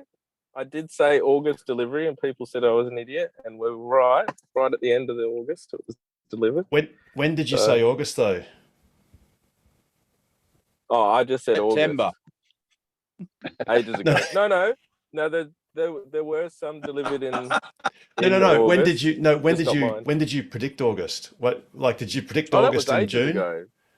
Yeah. Well, when? No, that was like was it January or February or something? There's video evidence, so I can't remember when. There's one other really important, very awesome feature of this Model Y, this battery, the short range, you know, what is it? The chemistry of the battery? LFP, yep. Yeah. Lithium iron phosphate. LFP, Yep, go, John. Is that it charges at a decent rate right to the end, right? So if you've got one of these little 20 kilowatt DC boxes that Pete and Harold used around Australia, well, I was carrying one of those, you know, from Sydney, back from Adelaide to Perth, and you know what? It just, even at 20 kilowatts, doesn't sound like a very fast charge. It's twice as fast as if you're on your 11 kilowatts AC. But the fact that the thing just charges at 20 kilowatts right up to 100% is brilliant. So you sit there for 2 hours, you know, have a bit of breakfast or whatever else, and away you go with a full charge. So you know, that's actually a really awesome feature of this car, I reckon. Yep. Yeah, I was on the Treendale charger. I arrived today with, I don't know, about 60 something percent, and it's still charged at 88 kilowatts. And I was only there for a short while, but it didn't drop much. Yeah. I think I got it up to closer to about 80% in about 15 minutes that I was there. It was quite ridiculous. When I was going down, I did charge it all the way up to 100%. And at a 90 something percent, it was still chucking in about 28 kilowatts. Yeah. And I was looking at that going, that's bloody ridiculous. Hey, But John, then when it hits 99%, you've got to wait half an hour for it to calibrate. Or unplug it and just go. just one remark, John. If you like the Model Y, obviously you like it quite a bit. Just to put that into context, that's the shortest range car that Tesla makes. It's the slowest car that Tesla makes. Yeah. It's the second cheapest car that Tesla makes. Yeah. So if you like the Model Y, I've got a feeling, as Harold has indicated, you'll be all over the Cybertruck. Yeah, look, as will most of us. I mean, I've driven the Model 3 Performance, and I know how sharp that is, right? So, but the Model Y as a passenger car around town, or even doing trips like driving across to Adelaide or Sydney or whatever, is a nice compromise. It's, you know, it goes it's comfortable. It's bloody performs well, and I just think it's an awesome car. You put the back seats down, you've got a ton of room. Just it's a little bit slow off the mark, obviously, compared to a performance. But once you get up to about 60, 70, 80 kilometers an hour, once you're at that 70k an hour, the torque is not that much worse than a performance. It's actually, and that's where you need it on those long trips when you're overtaking the road trains. You need that torque at 70k an hour. You don't necessarily need it off the mark. Yeah, I drove Leonie's Model Y the other day, and I punched it from the lights, and I left everyone behind. It was quite funny because I was like so much slower than my car, but compared to everything else around, it's still quick. Yeah, I did that, but I had mine in chill mode today for something different, and I still left everybody standing at the lights. Well, I got back from my Sydney trip, and there was 2 speeding tickets in the mailbox. So both Model Y. So there you go. So we've gone from Model Y to the Cybertruck, but I suggest there's still more. And that's this. Truck, what it's like to be in a Tesla truck. This is real time. Okay. Oh yeah. Let's show what the truck, what it's like to be in a Tesla truck. This is real time. Okay.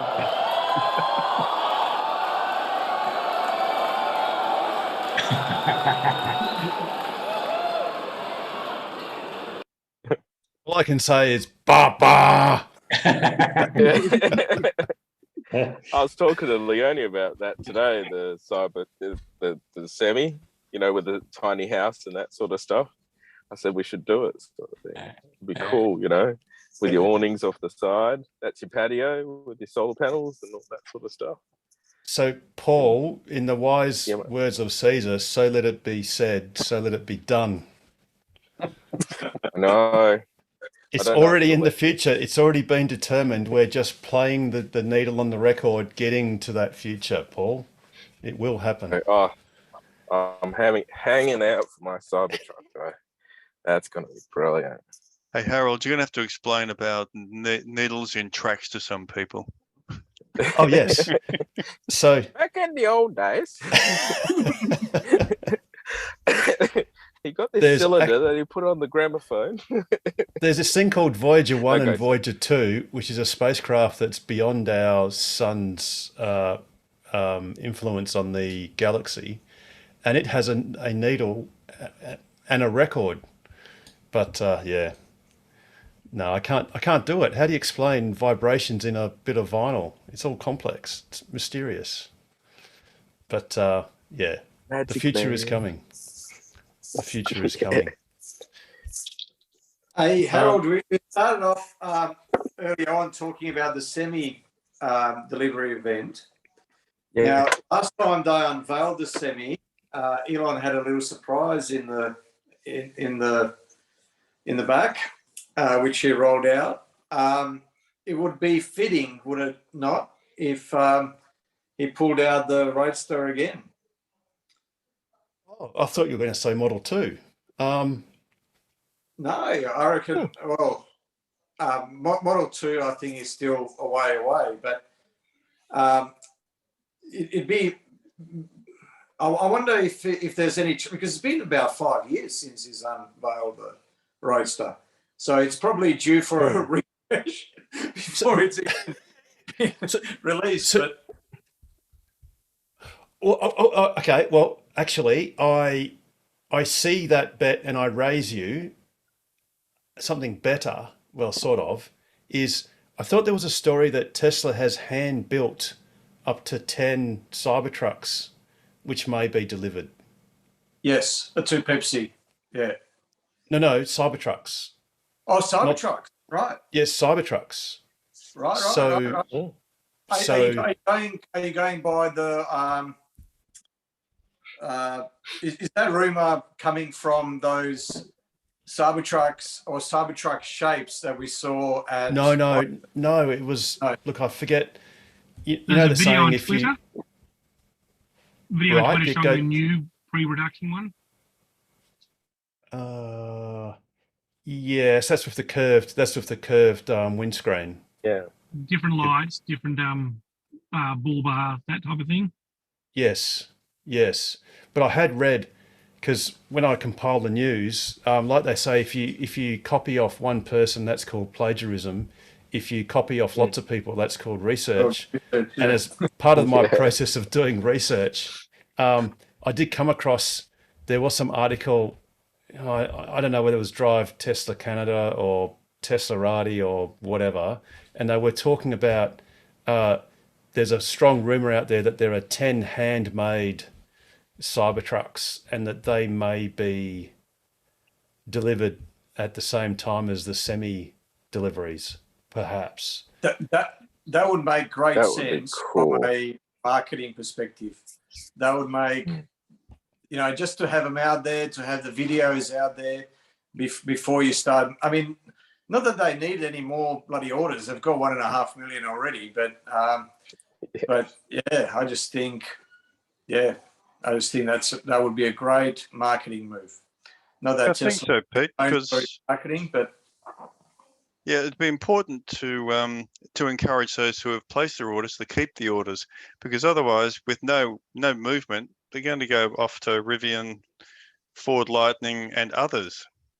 Silverado, yeah, there's a few of them coming on market now. Yeah, Hilux in Australia.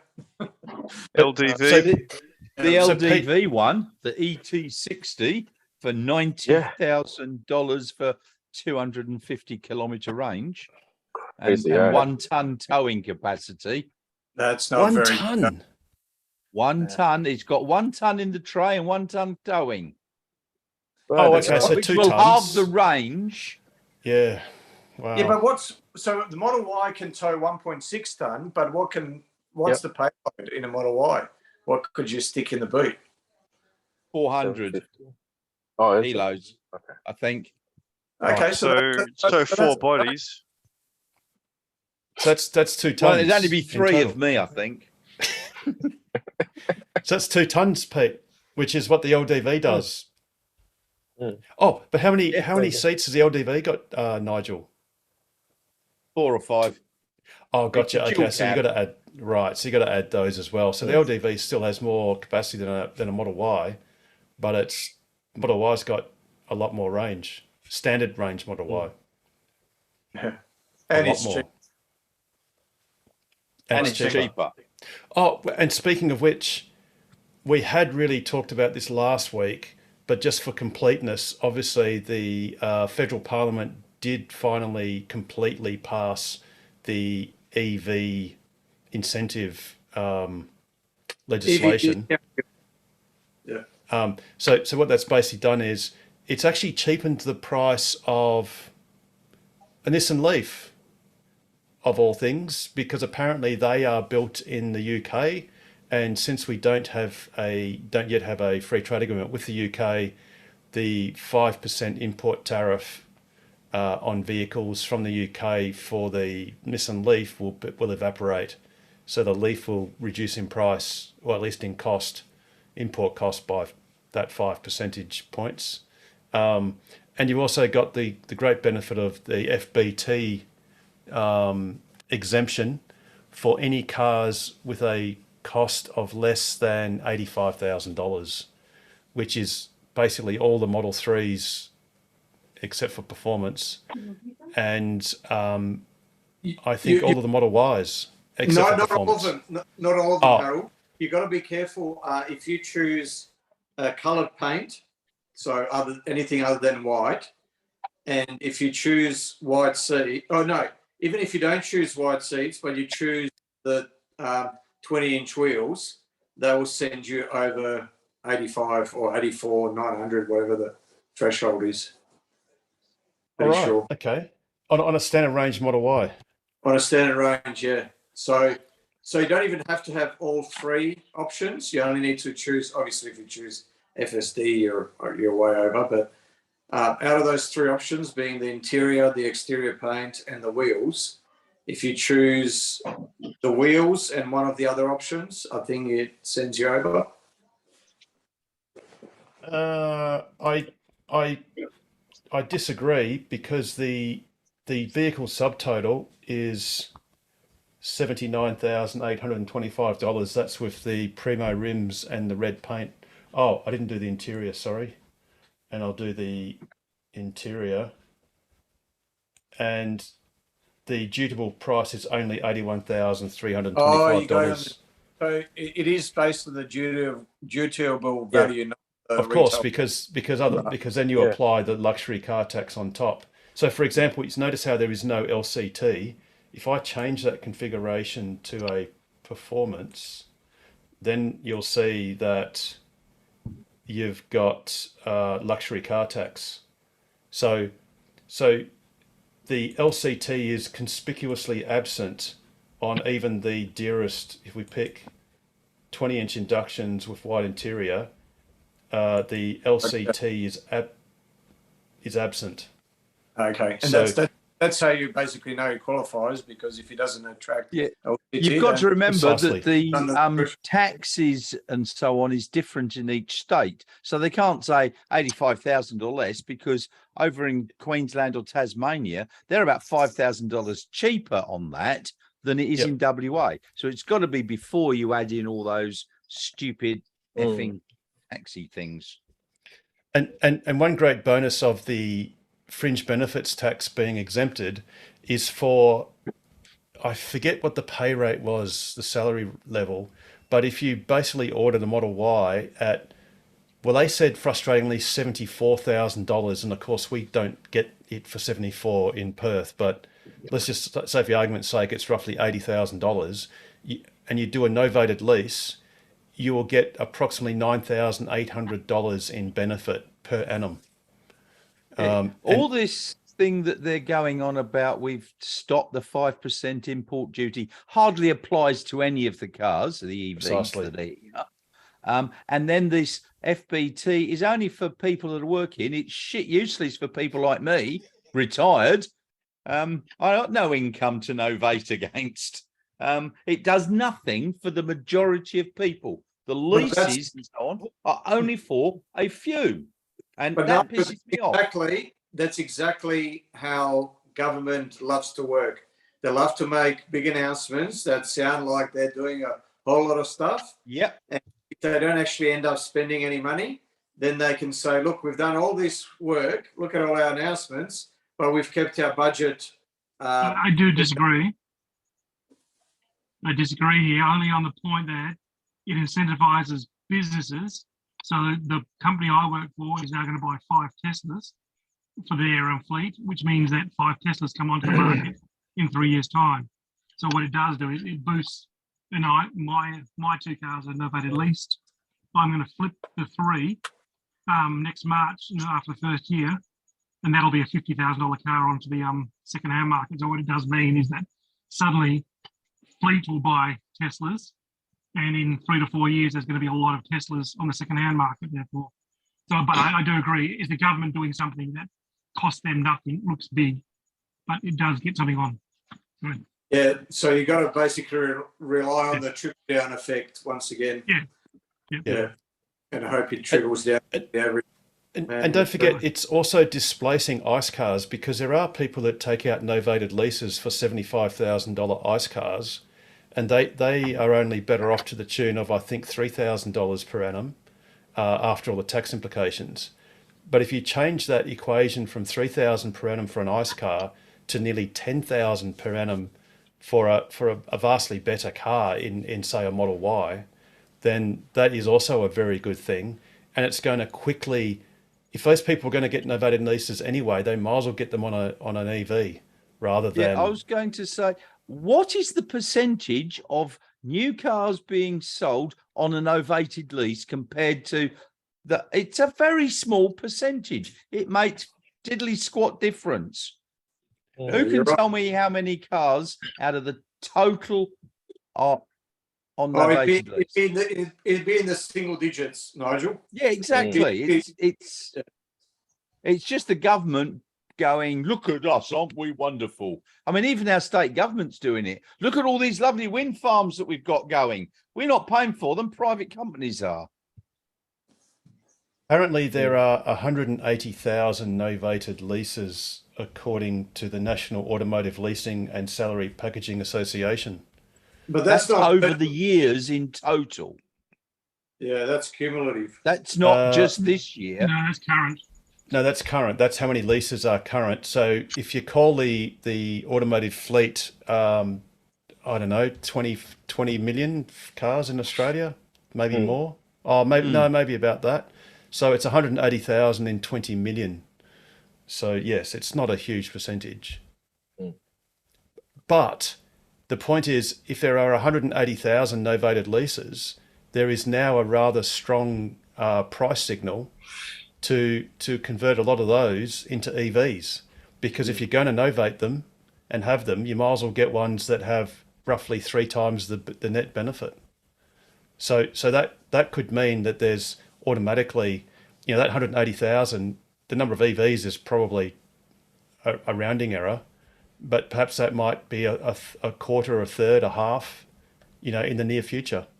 And that's a lot of extra demand that wouldn't otherwise be there. And can I say, you think you're not going to change Johnny down the street with his 4x4, room on weekend? But do you know how easy it is to change? All I did is walked into my Versa and showed him my novated lease package, and he went calculate on a spreadsheet, and in 2 minutes he went, that saves us $120,000 a year. And that's the only thing that convinces the accountant. If he doesn't care what the bosses say, it's like you're getting Teslas or CX90, 60s or something. As you say, where do all the second-hand cars come from? Yeah, absolutely. We might just we're going to welcome Carmen. So welcome to the second and better half of the program. Which is all the better for you for you having arrived. Oh, thank you for the welcome. I wondered why my video wasn't working, but I had put a spot on it because I thought one day last week someone could get into my computer. I thought it was blurry, Carmen, because you were so drunk. Not that bad. It wasn't spilt red wine. No, not at all. I went to a movie, and has anyone seen Menu? Apparently, it's really scary. Well, we'll have some violence in it or something. It's a bit of a horror movie, isn't it? It's quite violent. It's pretty weird. I'm still trying to wrap my head around it. It was brilliant acting, but a bit odd. Absolutely. We had actually considered having Tokwa at the movies at the Galaxy Drive-In, and it just so happens that Menu is on the menu, but we sort of decided that we might postpone that to some more family-friendly content early next year. It's definitely not family friendly. Absolutely. Now, one little something else to break up or make this thing a little bit more humorous is I did notice Volkswagen in Italy on Instagram, and I thought their handle is quite interesting. Can anyone see why? Let me just help you. I'll just look like that. Yeah. Whoops. Yeah, I can. Volkswagen genitalia. Volkswagen Italia. Oh, that's cold. I mean, you've all got dirty minds. I just thought it was Volkswagen Italia, but everyone thinks it's Volkswagen genitalia. So please, Volkswagen, do not change your handle. It's very good. Well, lucky they haven't actually gone through with their supposed April Fool's joke and changed their name to Volkswagen. Volkswagen. Because bolts on your genitalia, that wouldn't be much fun. Yes, that would be quite torturous. So, so there you Oh, go. Good old boys. Volkswagen delivers. They can't make EVs, but they can certainly come up with great with great Instagram handles. Yeah. It's Oh, like dear. Jaguar with their e-tron. Yeah, and it is a piece of shit. Etron. Tron. Piece of shit. It's third. Turd. Yeah, It is French for turd. And let's not go down the Pajero road either. Pajero. Pajero. Pajero. All It right. means- So does anyone? It means birdman, by the way. I thought it meant Pajero- something. Pajero is it can be what do you call it where you keep the hay? A hay shed. like a barn. Oh, barn. Or, A yeah, barn, yeah. barn or hay shed, but it's also what you call a man who Fixed handles nonsense. the hay. Yeah. Yes. Yes, exactly. So that's a great lesson to all car manufacturers to check all names thoroughly through like a multi-language dictionary, just in Every case. language, yes. Every language. There are worse ones than that one, though. Oh, cool. We'll have to do that later in the episode, perhaps. I think that one particular one you guys refer to all the time is particularly odd. Egregious. Oh, you mean a brand? You mean a car brand? A No? brand, yes. Yes. Oh, yes. all right. The little one you talk to about all the time, the opposition electric. The Nissan Leaf, no? No, isn't there one called a Kona? Yeah. Oh, yes. Hyundai Kona, Kona. Yes, check that one out. Oh, okay. In Portuguese. In Portuguese. Yep. Um, Don't do I'm it loud. busy Googling right now.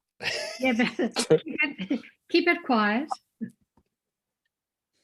in Portuguese.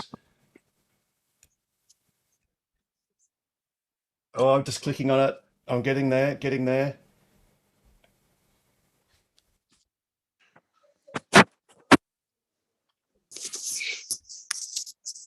Something very similar to the Volkswagen Italia. Yes. Very good, Nigel. Oh, right. It doesn't actually Of the say which female bit. variety. Right, gotcha. Spelt Cona. Right. Well, it said the same. Yes. And Opel had to rename their Ascona in the Portuguese market for the same reason. So Opel had an Ascona. Right. It's also the same in Spain for the Galician speaking part of the country. Is it? I didn't know that. Same. Well, there you go. So I think the Model 3 is okay, and I think the Model Y is okay. Yes, it is. Yeah, but we do have the sexy. Well, and we have the semi, which has got other connotations. So, dear. Oh dear. Anyway, All right. you can tell it's getting a bit later. Now, Pete has told me that we have to finish before 11 because, I don't know, some people are kicking around some round ball for God knows what reason or something, apparently. So, End of school year, picking up your kids early or something. no, it's Socceroos. Socceroos plays Denmark. Socceroos play Denmark at Mm. 11 p.m. tonight. And if they draw or win, if they draw, there's a very good likelihood, as long as France beats Tunisia, that they'll get through to the round of 16. If they win, they'll definitely get into the knockout stage, which would only be the second time in history that the Socceroos have got into the round of 16 at the World Cup. Oh, wow. Impressive. Mm. Yeah, I think I have as much enthusiasm as Carmen does. Well, I saw a bit of the soccer a couple of times. I just focus on the last half. It takes a bit long. Oh, I do remember listening on the ABC in the 70s to I think it was on a Sunday morning, perhaps. It was the English Premier League results, and it was a English gentleman that would go Leeds United 0, Watford 0, nil, 1, 0, and that's just the way it goes. They were doing that for the footy pools too, weren't they? So everyone had their checklist and going da-da, da-da, check, da-da, da-da, check. Yeah. It's all the dramas and stuff, the close calls and all that sort of thing. I mean, I've got Brazil in there as well, so I'm happy. Oh, you'll be all right. You'll be all right with Brazil. Look, we won't talk about the last World Cup though, ever again. Look, it's just fortunate you haven't shelled out $300 per day to stay in a tent, literally, without aircon or anything. Nah, stuff that. They should have it in Australia. Then we can watch it at a reasonable time. Like True. go. I actually go.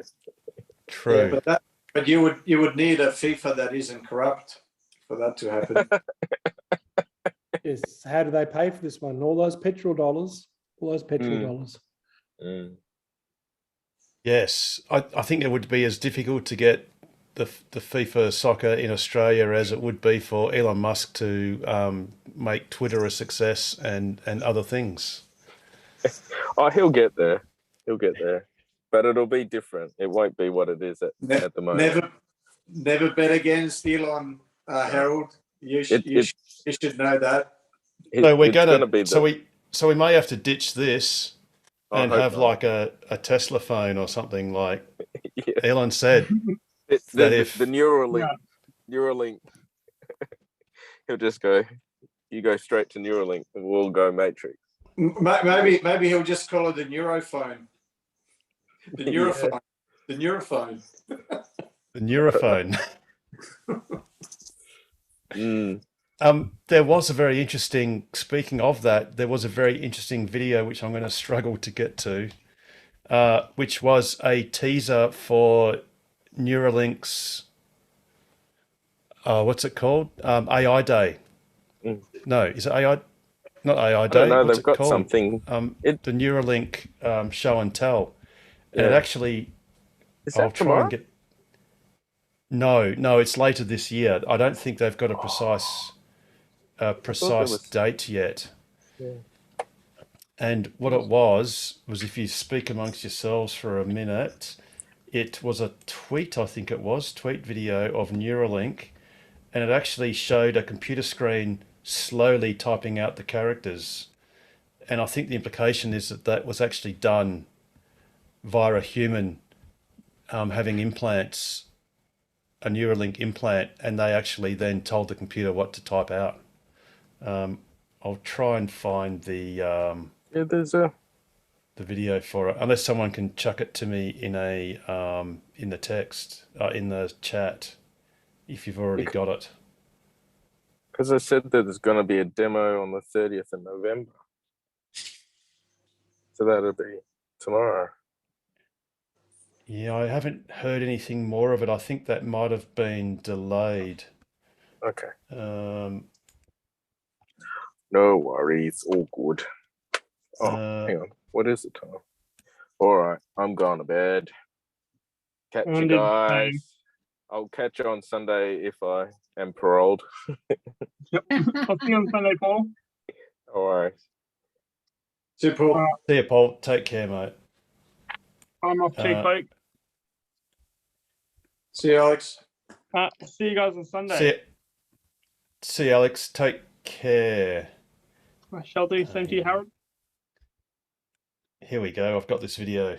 So the video goes like this.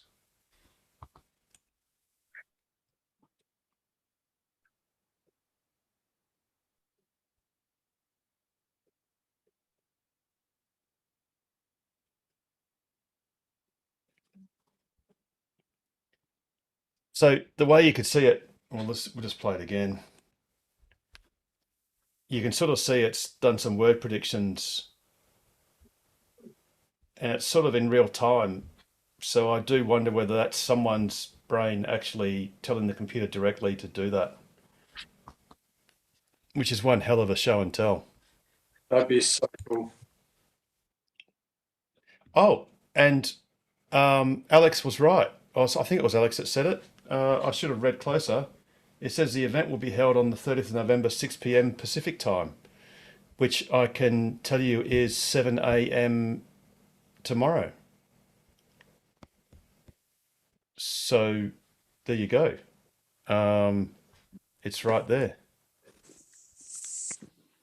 Show and tell. So that's going to be quite interesting. Perhaps to see someone's brain wired up and doing just that. And speaking of show and tell, I might just highlight myself for a moment. I've got something to show and tell. It's one of these. Oh. Which how did you get a 4680 battery? And that looks like a genuine one. It certainly is a genuine one. From Munro and Associates breakdown. It absolutely is. At great expense to the management. So it's a legitimate 4680. Its number is 561 out of 820. I don't exactly know what that means. Perhaps that's, maybe there were 820 in total, and this is the 561st. There's 820 in the pack here. Right. So this is number 561.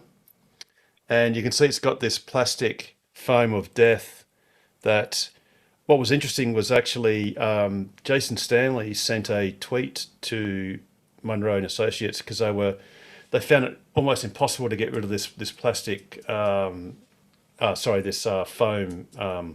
stuff that was between all the batteries. So what he said was, why don't you use a dry ice, what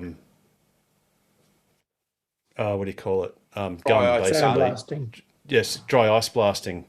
Because the great thing about dry ice is it's obviously like sand, but it then just sublimates to nothing. And they actually did hire a dry ice blaster and then successfully managed to get most of this plastic stuff off. But yeah, so you can basically see you've got the cap on top, which actually has got it's a bit hard to see. It's got an insulating layer, very, very thin, because the top is obviously positive, the can is negative.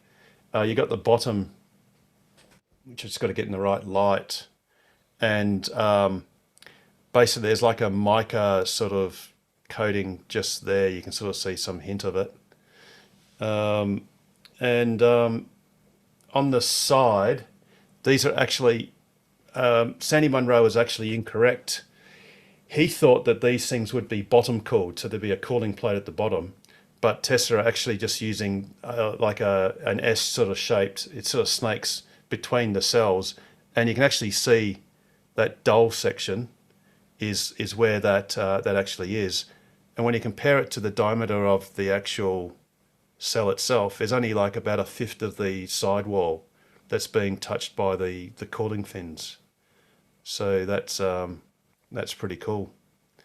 But yeah, I haven't done any tests on it yet. Haven't measured voltages or charged it up and discharged it. But that's something we'll certainly play with, and maybe we might extract a few videos out of it. So that's my little bit of show and tell. Harold, didn't they say at Battery Day that that's how they were doing the cooling, that it was from the top and bottom rather than?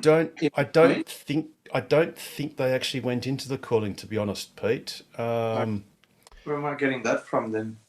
Because yeah, the 2170s, they were snaking basically in and around the cylindrical cells, but I thought the 4680s was all done from top and bottom, or maybe just the bottom. I can't remember. Yeah, it was just from one end, so probably the bottom, I think, because they were talking about having it in the base of the battery pack. And we'll continue to improve. Yeah. Yeah,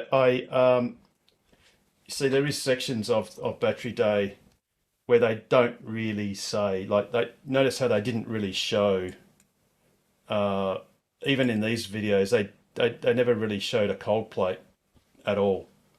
So there really was no sign of that in their presentation. But I think he did talk about it. He might have, yeah. That's certainly possible. Yeah, I certainly can't listen to the video and verify that in the next 10 seconds. But there was no visual sign of them indicating that. And as it turns out, they have gone to the extrusion with the little micro channels. Or, well, it's basically like it's an extrusion with a whole lot of small pipes, effectively. And like I said, it's only on a very small part of the proportion of the cell. But, you know, obviously that makes sense to do it that way. But there you go. Anything else anyone's got? Any questions, comments, any bits of news? Do we want to go down the Twitter quagmire? We've already had SpaceX maybe doing a Pi phone, which it looks like Apple might do themselves anyway. You know, Elon has said that if Google and Apple remove Twitter, there you go. There it is, right there. That's the patent. Yeah. Yep. Yeah, you might be right, Harold. That's what I've just found there. Yeah. Oh yeah, there's tons and tons of that at even the Giga Texas on the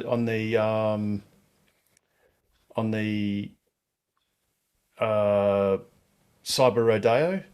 They showed strings and strings of 4680s being hung off the cooling channels, which I've got somewhere here. Cyber Rodeo.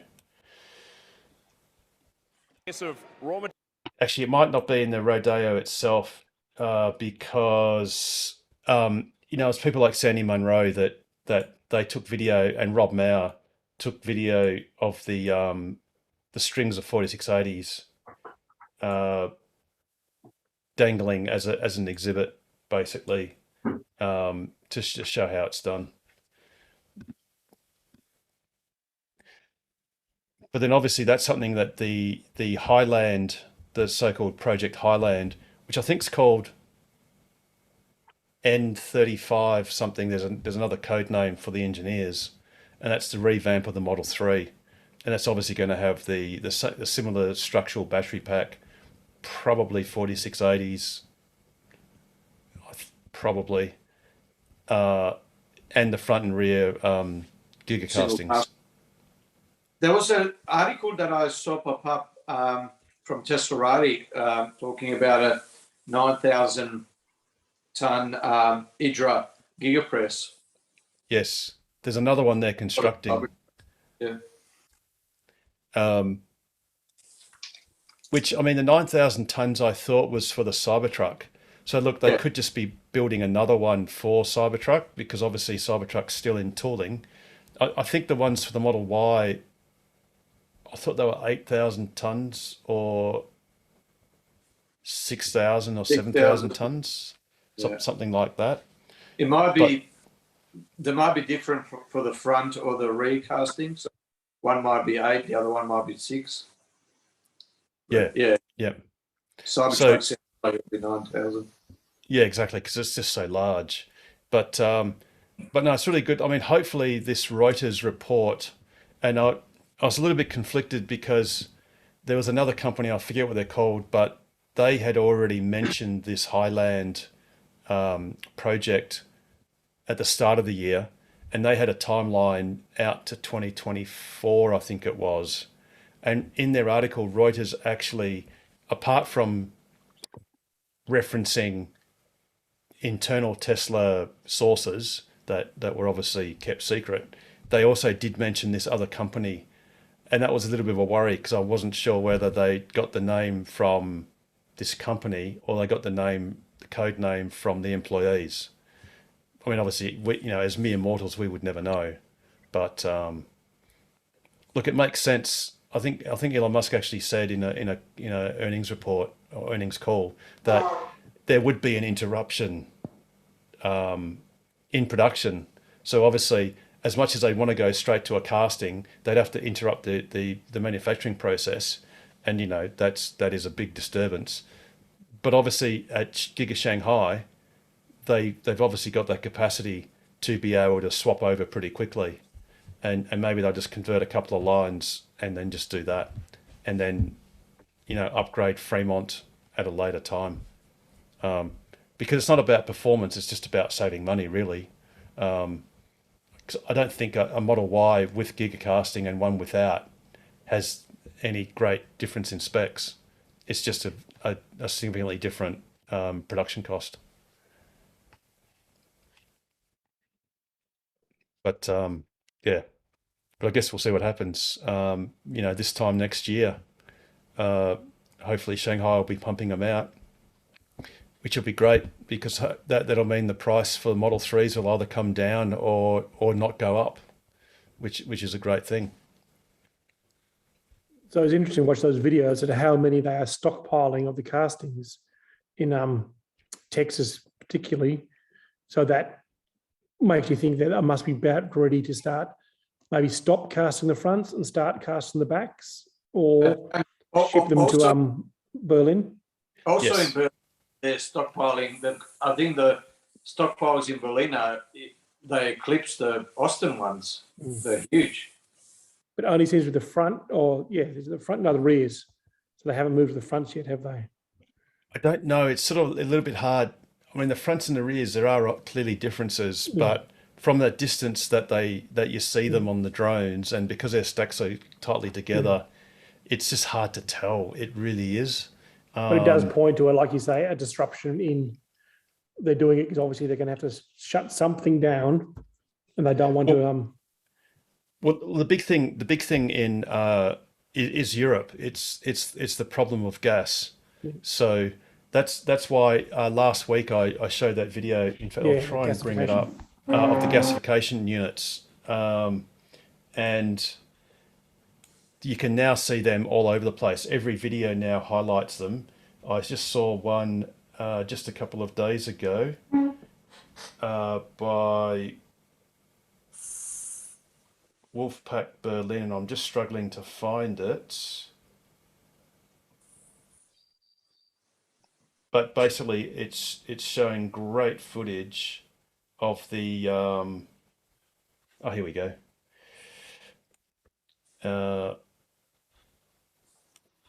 Of the gasification unit and the stockpiles. I just got to. Here we go. Here's the stockpiles. So this is just one of the areas that they're actually stockpiling them. This is not the only area, but it is really hard to tell because some are facing inwards and outwards, so they look totally different. In fact, notice these ones have this sort of formation, which is almost like a hollow section, perhaps a cutout, and these ones don't. So maybe James, maybe these are rears and these are fronts,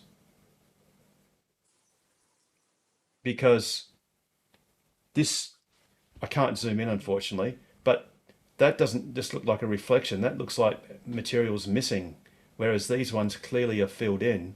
So I dare say that these are, let's call these rears and let's call these fronts perhaps, same as over there. And that's just one part of the video. And I'll find the gasification unit is quite prominent.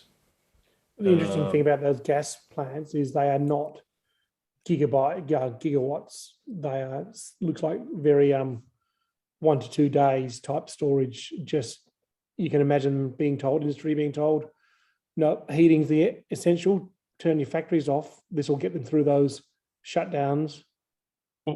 These units are not small. No. And in fact, I did have another look, and I think, because there are, if I just spin this around, you can actually see there are more bases, and these bases look identical to the ones here.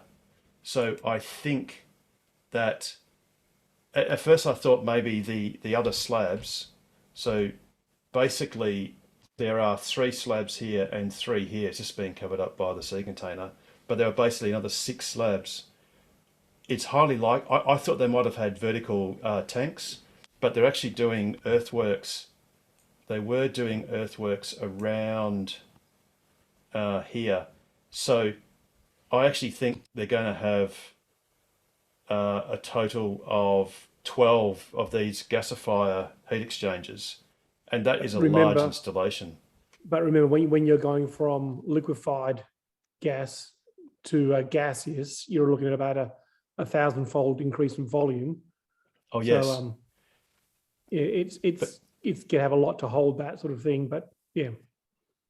Yeah, absolutely. But the point is that is a large installation. Yeah. No. So, and I think so it's just for continuity. Oh yeah, look, I think Tesla are going to have contracts to directly ship LNG for their own purpose, so they won't be dependent on the main gas supply. And yes, it'll cost them. The stuff in the pipeline, the stuff in the pipeline. Oh, see, is gas. Nigel. Nigel. See, Nigel. So yeah, go, James. The stuff that gets delivered to the factory now is gas. Yes. It's gas in pipelines. This is clearly for delivery of liquefied. Oh yes. And in fact, when in fact, you can actually see the size of the pipe. This is a large gas supply. That's the gas pipe there.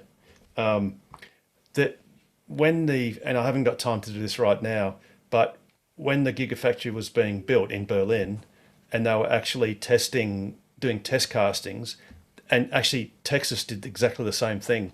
They had one tank, but it was on like a tanker truck of LNG, and they had just one of these gasifier units. Yep. And that was to test presumably just one gigapress, one furnace feeding that gigapress. So, I mean, it might have been at a lower rate, it might have taken longer to do a cycle because it takes longer to heat up and whatever. But yeah, I'm firmly of the belief that what they're building here is intended to entirely replace their gas supply for a liquid, for an LNG alternative. And that's just awesome to see Tesla doing that. They're basically going off grid in a gas sense. In a gas sense, exactly. And they're also, doing what all good chipmunks should do, which is keep plenty of spares. So while there's still a gas supply, now I can't find these castings. So while there is a gas supply, then store as many castings, make as many as you can 24/7, whether you need them or not. In fact, here's another location of more castings. They're putting castings anywhere they'll fit, basically. And clearly, as we've seen in Texas, it's entirely possible that if need be, they will ship castings from Texas and from Fremont to bolster German production through the winter. Harold, what could happen is we could well have a situation where the rest of the auto industry grinds to a halt in Europe because they just don't have any gas. And Tesla, because they've already got those giga castings made, they may actually produce more cars than they would have otherwise. And maybe that's, those gig castings are potentially even dragging down the current production because they obviously have to divert some level of resources to that. Whether they can do everything in tandem or not, is another question. I think they just, they would not stress they would just run their casting machines at full rate. So, because you've always got a little bit of undersizing or whatever, not everything is necessarily used to the full utilization at full production. So right now, and for instance, particularly with Austin hasn't fully ramped to production. Whereas I don't think the casting machines have a ramping process. I think basically once you've installed them and you've tuned them and set them up and dialed in pressures and all that sort of stuff, I think basically it's not like there's a continuous improvement process to ramp their production. I think you turn the machine on and you just feed it with a lot of gas and a lot of electricity, and it just pumps out castings every 45 seconds or whatever its full rate is, its interval, or 90 seconds or something. So I think they're probably just running them 24/7 at the moment. I think they're just running them. That's right. So for instance, Berlin is only running on 2 shifts at the moment. They're not running 24 hours, but I dare say the casting machine is probably running 24 hours. And they were talking about bringing on a 3rd shift in both Austin and Berlin, from memory. Yes, in December, I think it was. And, you mentioned production. Of vehicles in Germany, and I actually have an article that I just got to get the link to. Is it 3,000 a week, or about 165,000 annualized, or whatever it was?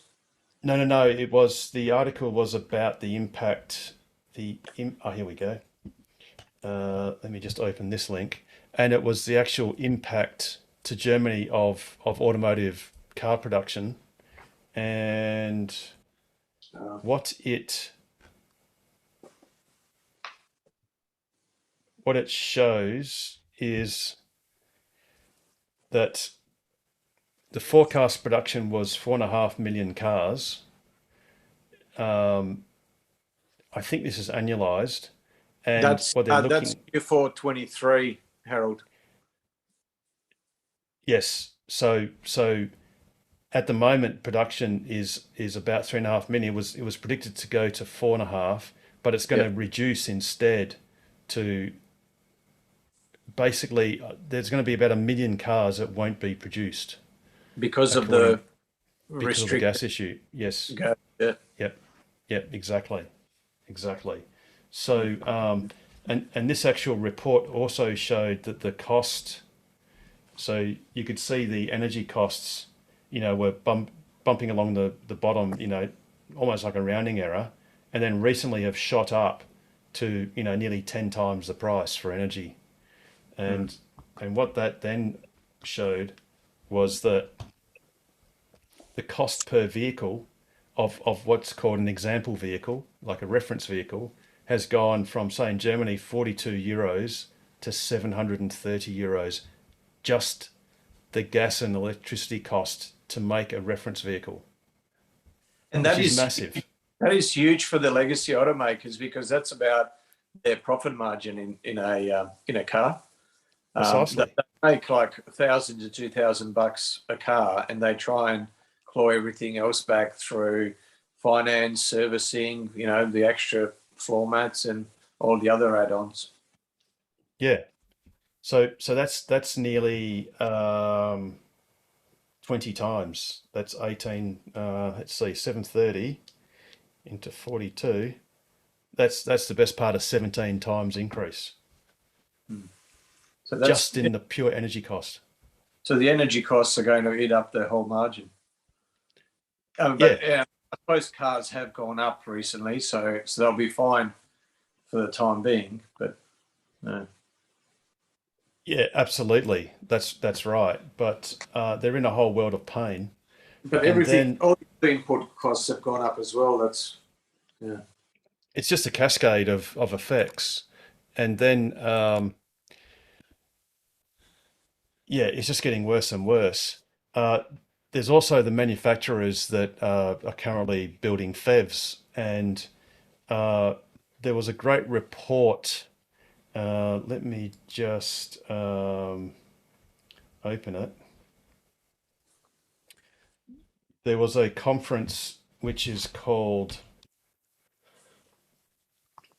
the North American International Propulsion Conference, and this is of the Society of Automotive Engineers International, and it's just held a few days ago, and it was actually held under the Chatham House rule, which is when a meeting or part thereof is held under the Chatham House rule, participants are free to use the information received, but neither the identity nor the affiliation of the speakers nor that of any other participant may be revealed. So it's a means of people in organisations speaking freely without fear or favour, but also it's sort of as a means of providing background information that's not directly attributable back to a single source or a single company or organisation, where that might become embarrassing. And what it basically was about was, one of the concerns is that FEVs have a dirty little secret, and that is under the WLTP testing regime, which is the Worldwide Harmonized Light Vehicle Transport Protocol, I think, testing protocol. FEVs were presumed to basically have an average consumption of less than 2 litres per 100 kilometres. But the thing is, it's actually a big fat lie. So a study was done by the... I don't have it in front of me. I'll get that in a second. Actually, let me just find that reference just for completeness. Here we go. It was done by, sorry. But while you're looking for that, basically the conclusion was that the way people actually use FEVs is they don't really recharge them. They use the fuel a lot more than what the assumption was under a WLTP. And privately, they use 3 times more fuel or 3 times more emissions. And company cars, where you don't really care about what you're paying for the fuel because you're using a company card to pay for it, it's 5 times as much from memory. Yeah, so it was the International Council on Clean Transportation and the Fraunhofer ISI Institute. And what they, like you said, Pete, is that what they basically found was that in the real life situation, private owners of FEVs actually got a 3 times worse efficiency than indicated by the WLTP standards that the FEV car manufacturers have claimed. And if it was a company car, mind you, this was a study of 100,000 vehicles. That's a big sample. It was a big sample size. And in company cars, it was actually 5 times worse. And what they actually found was in company cars, about 12%, only about 12% of company cars were actually ever plugged in, and only about 49 or less than 50% of FEVs were ever plugged in, because people just didn't bother. They literally didn't bother. And it makes sense for a company car, because why would you plug in and consume your house or your home electricity when fuel is paid for by the company? It literally doesn't make sense, no matter what however you think about it. It just doesn't make economic sense for an employee to subsidise their own company. So the recommendations that came out of this study was, and it makes a lot of sense, and this is something that the Australian government failed to see, but at least there was an amendment put in, a sunset clause for FEVs, which was 2025, and that is to remove all subsidies for any FEVs. because they're just a big fat lie. They are the methadone for the heroin addicts, which are the ice manufacturers. And for an ice manufacturer to convince someone to buy a FEV instead of a BEV, instead of a fully electric vehicle, is like a black and white TV manufacturing company that issues you with a set of rose-colored glasses and says, well, when you wear these rose-colored glasses, you'll get color TV, which is true. But it's also bullshit. You know, just go straight to the color TV, go to the battery electric car, and stop giving these heroin addicts the methadone that keeps them on this ice-fueled folly. You know, so the Europeans are hot onto it. They're looking at changing the WLTP standard. Bearing in mind, what's really strange is you'd think that these standards actually involve driving a car on a test track to actually verify its performance, but it doesn't. They drive these cars in a laboratory where they have a dynamometer which simulates resistance as they drive at different speeds. And of course, apparently a lot of the manufacturers have been caught doing things like falsifying the coefficient of drag for these cars. And even sometimes they'll overinflate the tyres to reduce the rolling resistance on the test bed.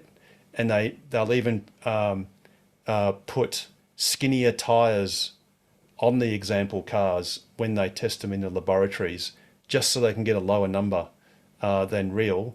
And one thing I looked up in the WLTP is the tests are actually done at, I think it was something like the warmer temperature was in the very high 20s, or maybe it was 30 degrees in the laboratory. And then the coldest temperature was something like 14 degrees. And something that all FEVs do, without exception, is if you turn the heater on, it has to run the petrol engine, because that's the only source of heat that the car can derive for air conditioning.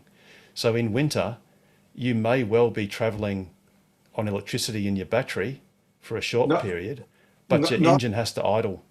Not the Volt, not the 4th generation hybrids.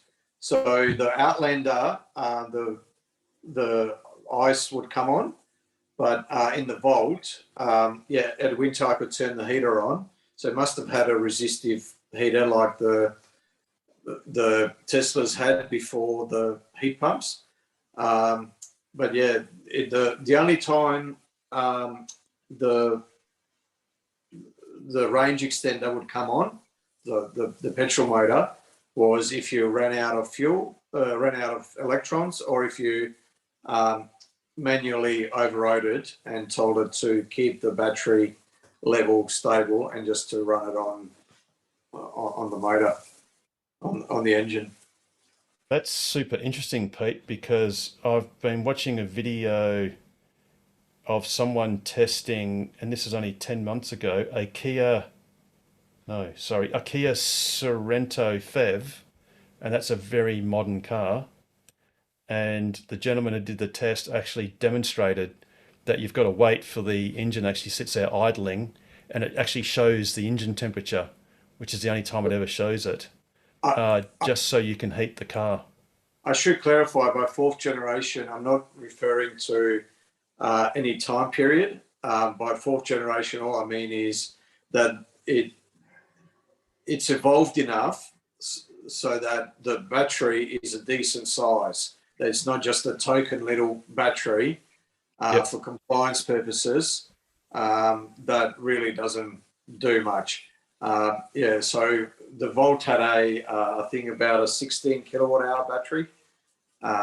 So, where you could use about 60% of it. So, but I know for a fact that the Volt, the motor wouldn't come on. But in the Outlander, absolutely. I've only got experience with those two hybrids. Yep. In terms of long-term experience of a couple of years or more. And the Outlander, the battery was so small relative to the weight of the car, if you were overtaking, the petrol motor would have to come on. If you were towing, if you were going up a hill, if you're doing anything but just feathering the accelerator, the petrol motor would come on. Well, for reference, that the Kia Sorento PHEV has 13.8 kilowatt hours of onboard battery, and I dare say that's not trivial. The Sorento is big. It's not a mid-size SUV. It's a full-size SUV. Yep. So for a full-size, 2-ton SUV, 14 kilowatt hours is nothing. No, but the point is that that's a PHEV, and it's quite a popular one, and that the only means of heating is it burns petrol to heat the cabin. And by the way, the 16 kilowatt hours in the Volt, I think that was the usable capacity. And like I said, it only used about 60% because it would have 20% buffered on the bottom as well as 20% on the top. Right. Yep. So the other thing that this report, that this conference that they found was that the vehicle manufacturers actually admitted that it costs the same to produce a 50-mile range PHEV as it does to produce a 230-mile EV. Because, of course, the ICE manufacturers, they're not really interested in saving costs or providing a good product. They're just interested in continuing to sell the product they have. And their main product is drivetrains. It's engines, transmissions. Because they don't really make anything of the other stuff. They just assemble and bring it all in. So they don't make the seats, they don't make the tires, they don't make the wheels, they don't make what do they make? They make the chassis, maybe some of the panels and the engine. Yeah. So it's the only thing they've got left is this legacy engine drivetrain. In fact, actually, the gearboxes are usually made by ZF, Zeppelin Foundation, or Borg Warner, and some others.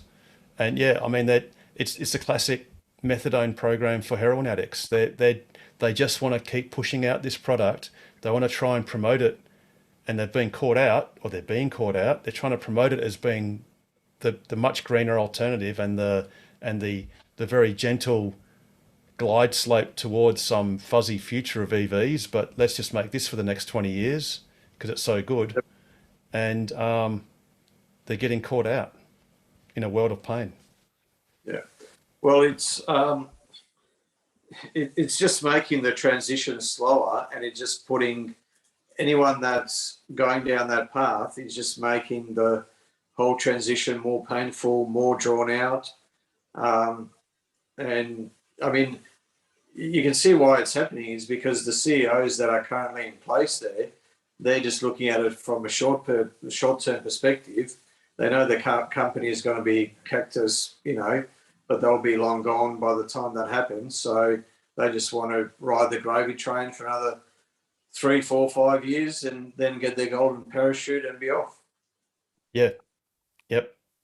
And they won't care what happens to the company after that. Their share options would have matured, and they would have made a lot of money. Yeah. Oh, there you go. Oh, yes, Carmen. Money. How are the shares? Tesla's share price. What is as the shares? No, they haven't opened. They're not open yet. 180 something. Yes, they're 180.83. On the pre-open. Well, they're up on the pre-open. Oh, barely 0.3. They're basically flat, really. Well, I don't quite get how does that? Oh, sorry, that's it there. No, that's weird. Those two numbers just changed. Anyway, it's up slightly, but they're not. It's not fantastic, Carmen. No. It's a great buying opportunity if you had any money left. Not that is investment advice, but never mind. And just the very last point on the PHEVs is really weird, and this is these numbers have come about through a few studies. Is that hybrids are winners as far as car fires per 100,000. So they're twice as dangerous as petrol or fueled cars, and obviously you can see electric cars are a rounding error. But, That's a great infographic, Harold. Yeah. So might have to tweet that one. I think I might have to steal that one off you. Or you can take a photo. yeah, I'll get a better quality. I'll find a better source for that one, Pete. But that's by Auto Insurance EZ, and in the States, obviously. So go figure. That's there's also a similar one by way.com, but in this case they messed up the units, but it's supposed to be by 100,000 sales. Yeah. But it's basically the same figures. Yeah. So yeah, there you go. But that's the FEV. That's a little bit of bonus content for the FEVs, which is sort of interesting. But not that we care, because we just want to have more Teslas on the road. And hopefully, as we heard in the news earlier, with Synergy basically starting and that was a little point I didn't make very well in the news, or very strongly, was the name of the project is now officially called the WA EV Network. So it's we had quite a few other names that were bandied about at the Synergy information evening we had earlier this year, but yes, they've basically decided it's going to be called the WA EV Network, which is good. And obviously Kalbarri is the first town off the rank. That'll be the first to have a charger, and I think then Northampton's also started construction this week, and Geraldton's next week. But like I said in the news, unfortunately, Jurien Bay is conspicuously absent from that media release, which we've actually got here, and there is no mention of Jurien Bay whatsoever. Where's the Kalbarri?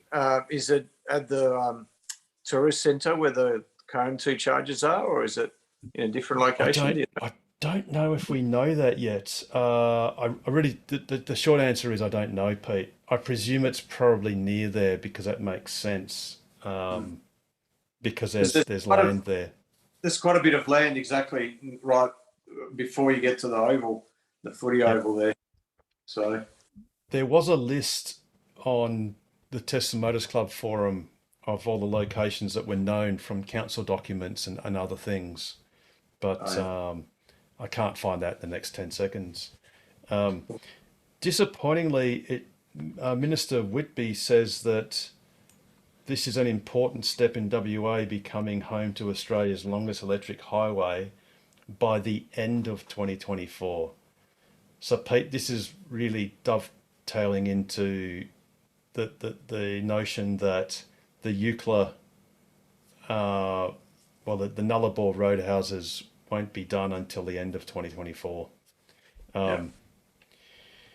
But I think it says sites are expected to be operational. This is the Geraldton, Northampton, and Kalbarri sites early next year, with works on the remaining locations throughout 2023.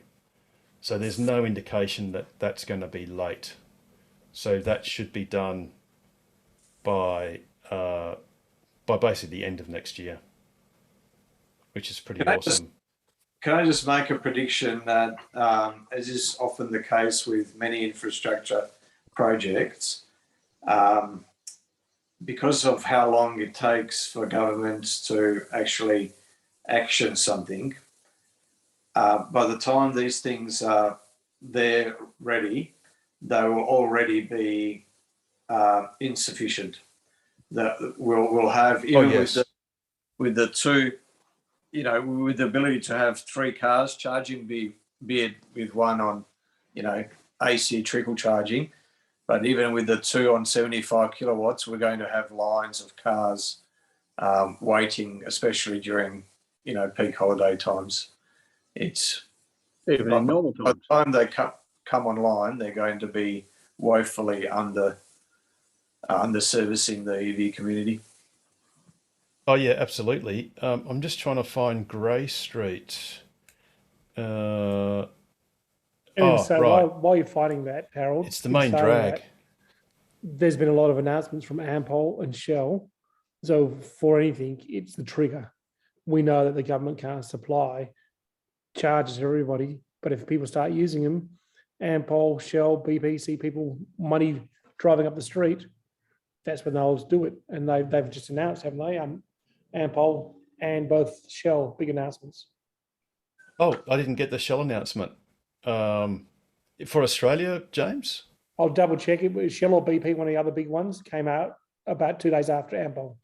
The problem, James, is with a lot of these, Ampol charges is that at least the last round, I don't know specifically about the round that you're talking about now, but the previous round, pretty much all of them went into the metro area where not really needed. But I think that was just ease of branding, ease of placement, proof of concept. Well, I mean, that's nothing to prove in the city. You need to prove it where there's no grid. You need to prove them on generators and batteries. 100% agree. But it's low-hanging fruit. Yeah. Well. Okay, so the Kalbarri one is southwest of the IGA car park, which is just, oh yeah, that's right. I remember now. Right, so it's right here. It's in this car park here. Oh, okay. Sorry, it might be this one. Sorry, it's either this one or that one. Because southwest, I dare say, if it should, southwest indicates here. Yeah. Or because that's I think it might be here, but that's a great spot though, because that's it's a great spot. Well, it's a great spot for views and all the rest of it, but it's a fairly busy spot, especially during January and February. Yep. I mean, because that car park gets pretty full at 11 o'clock when everyone heads down, with their kids to that, because that's a pretty friendly, family-friendly beach around there. Yeah. Yeah. Yep. So that's where it's going in Kalbarri. I haven't looked at Northampton. I mean, to be honest, Northampton is slightly less interesting because really, if you're going to Carnarvon or something, you'd probably fully charge at Geraldton and then go through Northampton straight to Billabong. I think it was Billabong. But basically the first Horizon Power off-grid charger. I mean, unless you did an opportunistic charge at Northampton or you decided to skip Geraldton and go straight to Northampton.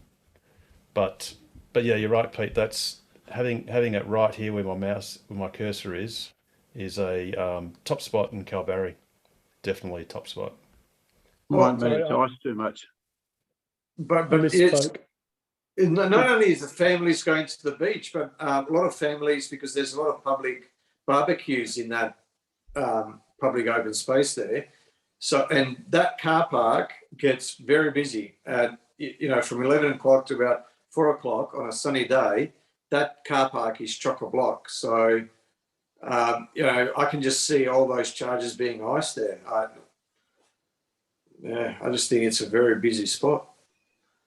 Well, I guess that remains to be seen, and perhaps it remains to be seen. Well, actually, to be fair, you've got your Pelican feeding point just here, which I've had a look at, and you've got a car park here and there. I suggest these might be a bit busier. I think you've also got hire stuff here as well. Yes. Oh, you got the boat hire. There you go. You got the boat. Oh, so that's the boat hire car park. Okay, that one's not that busy, but that one gets really busy around the times when the boats leave, because they do a boat tour from there as well. Yeah, exactly. Yeah, and when that boat leaves, that car park is chock-a-block. But then when it comes back, then it gets, then it gets emptied, and then it's empty for a couple of hours until, the boat departs again.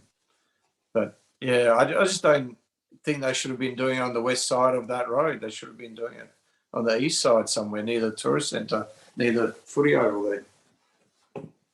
Yeah, the tourist centre is just here. That's right. But you've got limits to. See where the car park. So what you've got there, that's the tourist centre car park, and see the oval, and then you've got all that space in between the two, and that's a perfect, because that tourist centre car park is rarely full, especially because that's only been developed recently.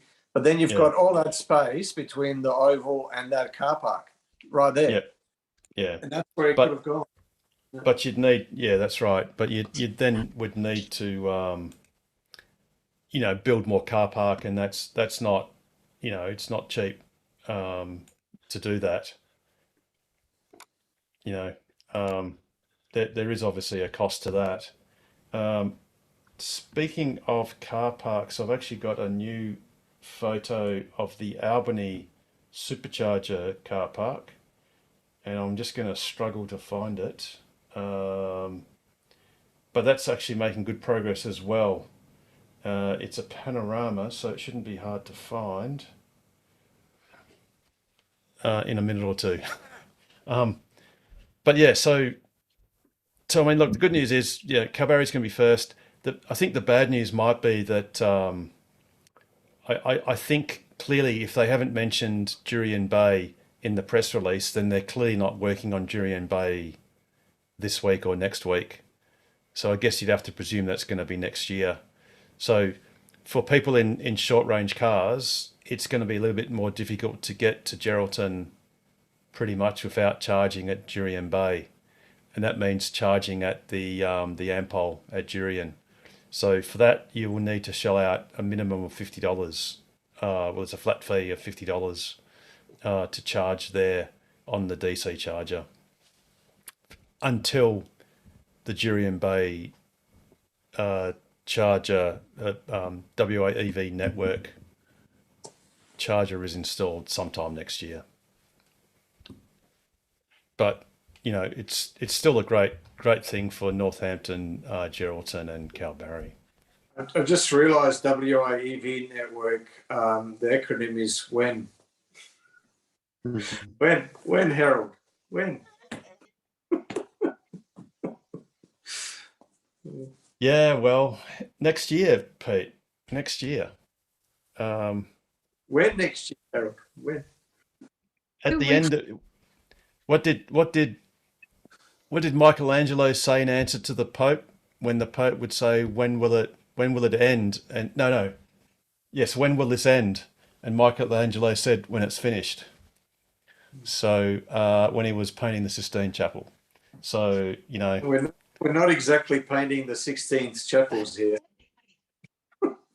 Well, but it might just be a similarly monumentous occasion when we can drive from Eucla to Kununurra. That'd be very cool. On a string of pearls all the way, As long as they're up, and as long as they're usable, as long as they're not iced or, EV'd.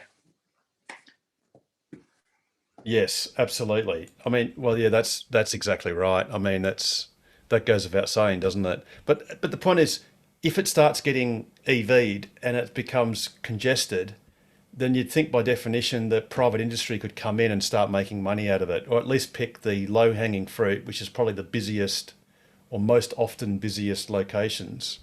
And then, it could still be a case. It could still be a case where it's not economically viable for private enterprise to do it, and you'd still have lines because you'd have lines, during January and February and December, and then you still got to have it there for the rest of the year, and the rest of the year it's being underused. So the economic case may still not be there.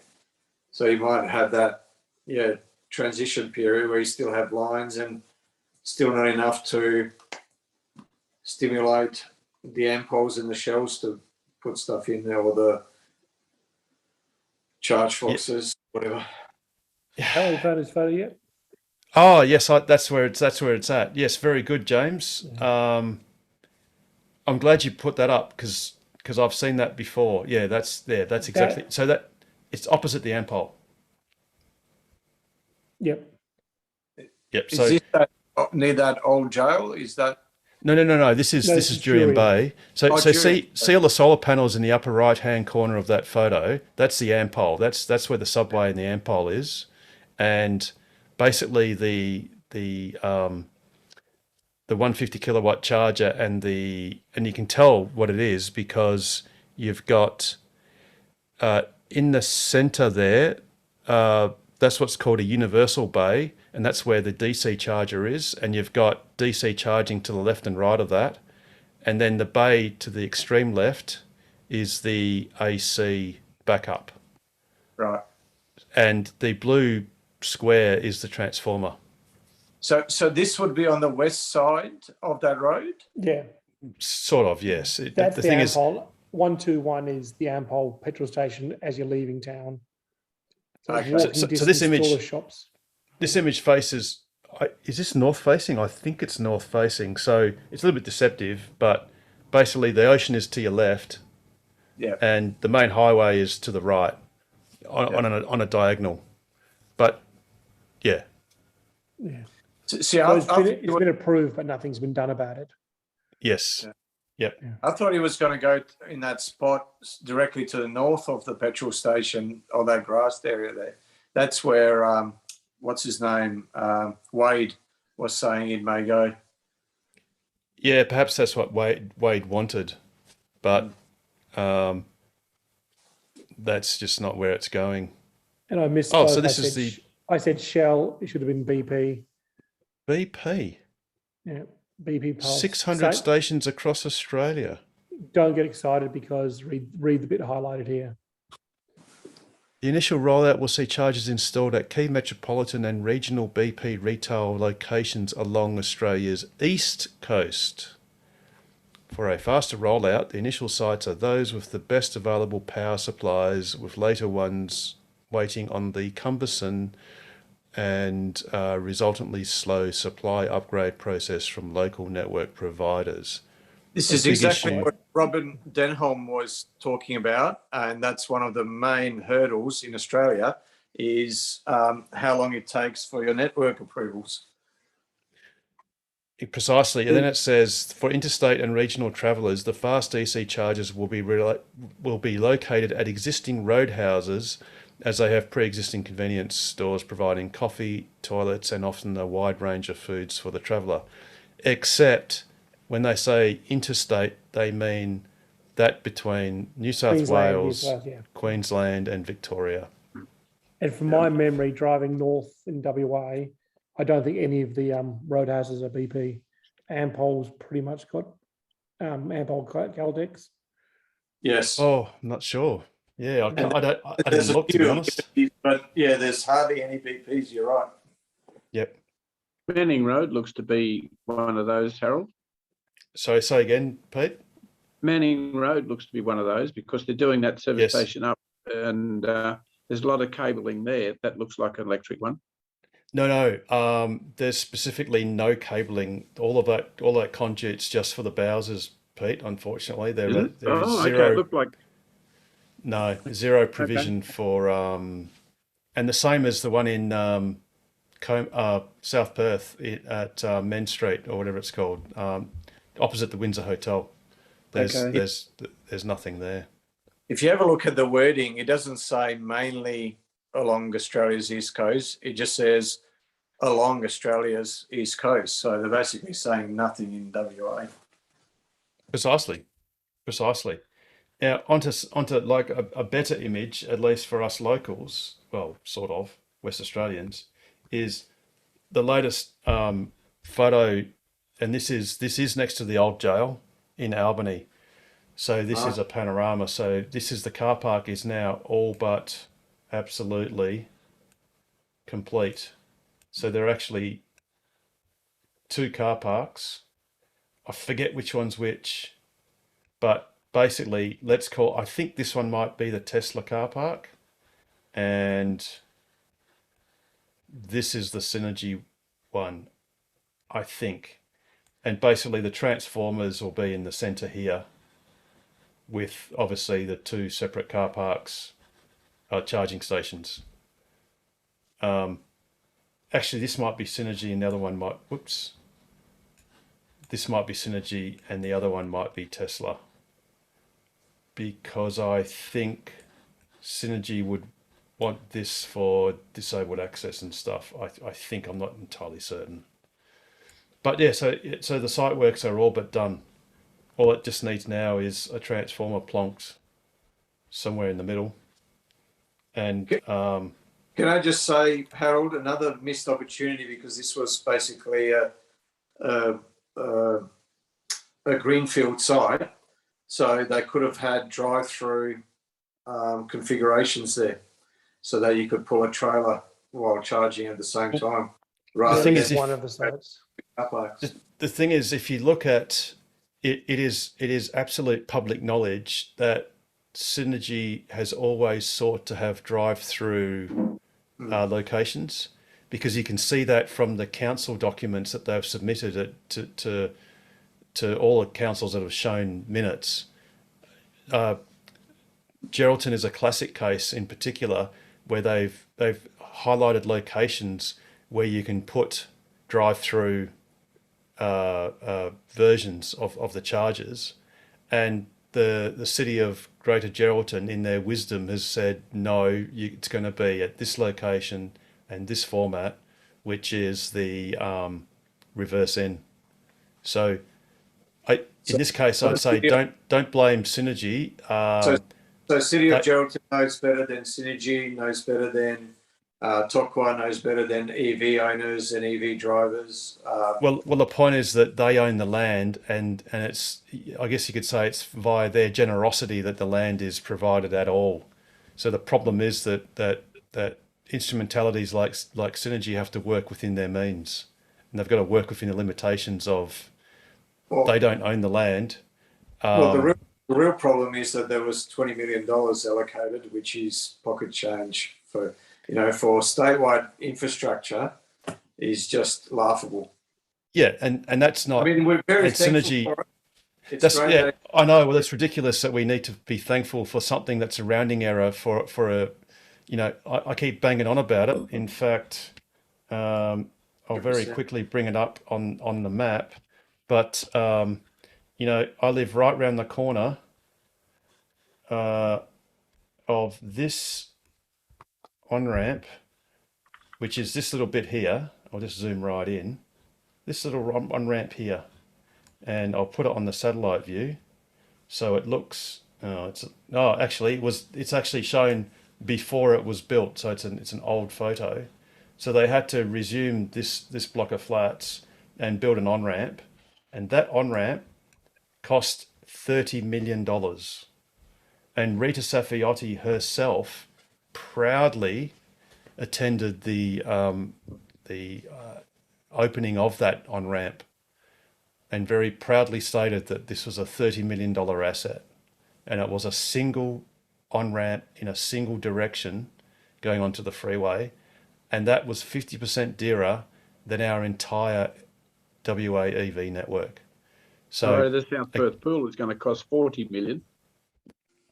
Figures that you can't comprehend. You can build it at $100 notes cheaper than that, but these prices they put up are just ridiculous. Yep. I just quickly Googled. So this is an old budget. This is, as you can see, financial year from 3 years ago, and this is just one council in WA, and you can see it's got a $85 million budget, and you can see there's line items here. 25 municipal fund, 25 mil. You've got grants of 12 mil, strategic projects, initiatives, 9 mil, planned replacement, 5 mil, golf courses, 1 mil. And I remember reading, I think it was the city of Joondalup or the city of Wanneroo, one of the two. these days, in the latest financial year budget, spends about $20 million a year on just landscaping. And that's just 1 year. And these charges, we're talking about, hopefully they'll last for 10, 15 years. So, it's just laughable, the $20 million that's being allocated. So yeah, exactly. But like I said, we should shoot the government, not Synergy or I dare say Horizon Power, because they are just working within minuscule budgets to deliver something that's going to cross a state that's 3 times the size of Texas and it's a third the size of Australia. Yeah. Can I ask what the problem is with the Durian charge of the current diesel generator there? They just seem very reluctant to even let you use it.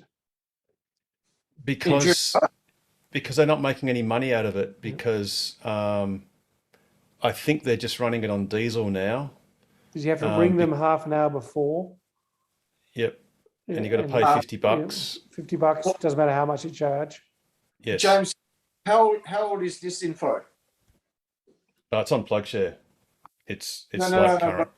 But yeah, because last time I was there, that was when Harold and I went for our lab. Yep. I rang them and they said, "Oh, you don't need to ring us anymore." Okay. Yeah, you don't need Oh, to. yeah, that's right. Yeah. Yeah, they don't need to do the whole startup process. They basically don't shut down don't turn off the charger. So all they have to do is just turn on the generator. Takes a minute or so. It's been updated, so they say 7 a.m. to 6 p.m. only, 40 kilowatt.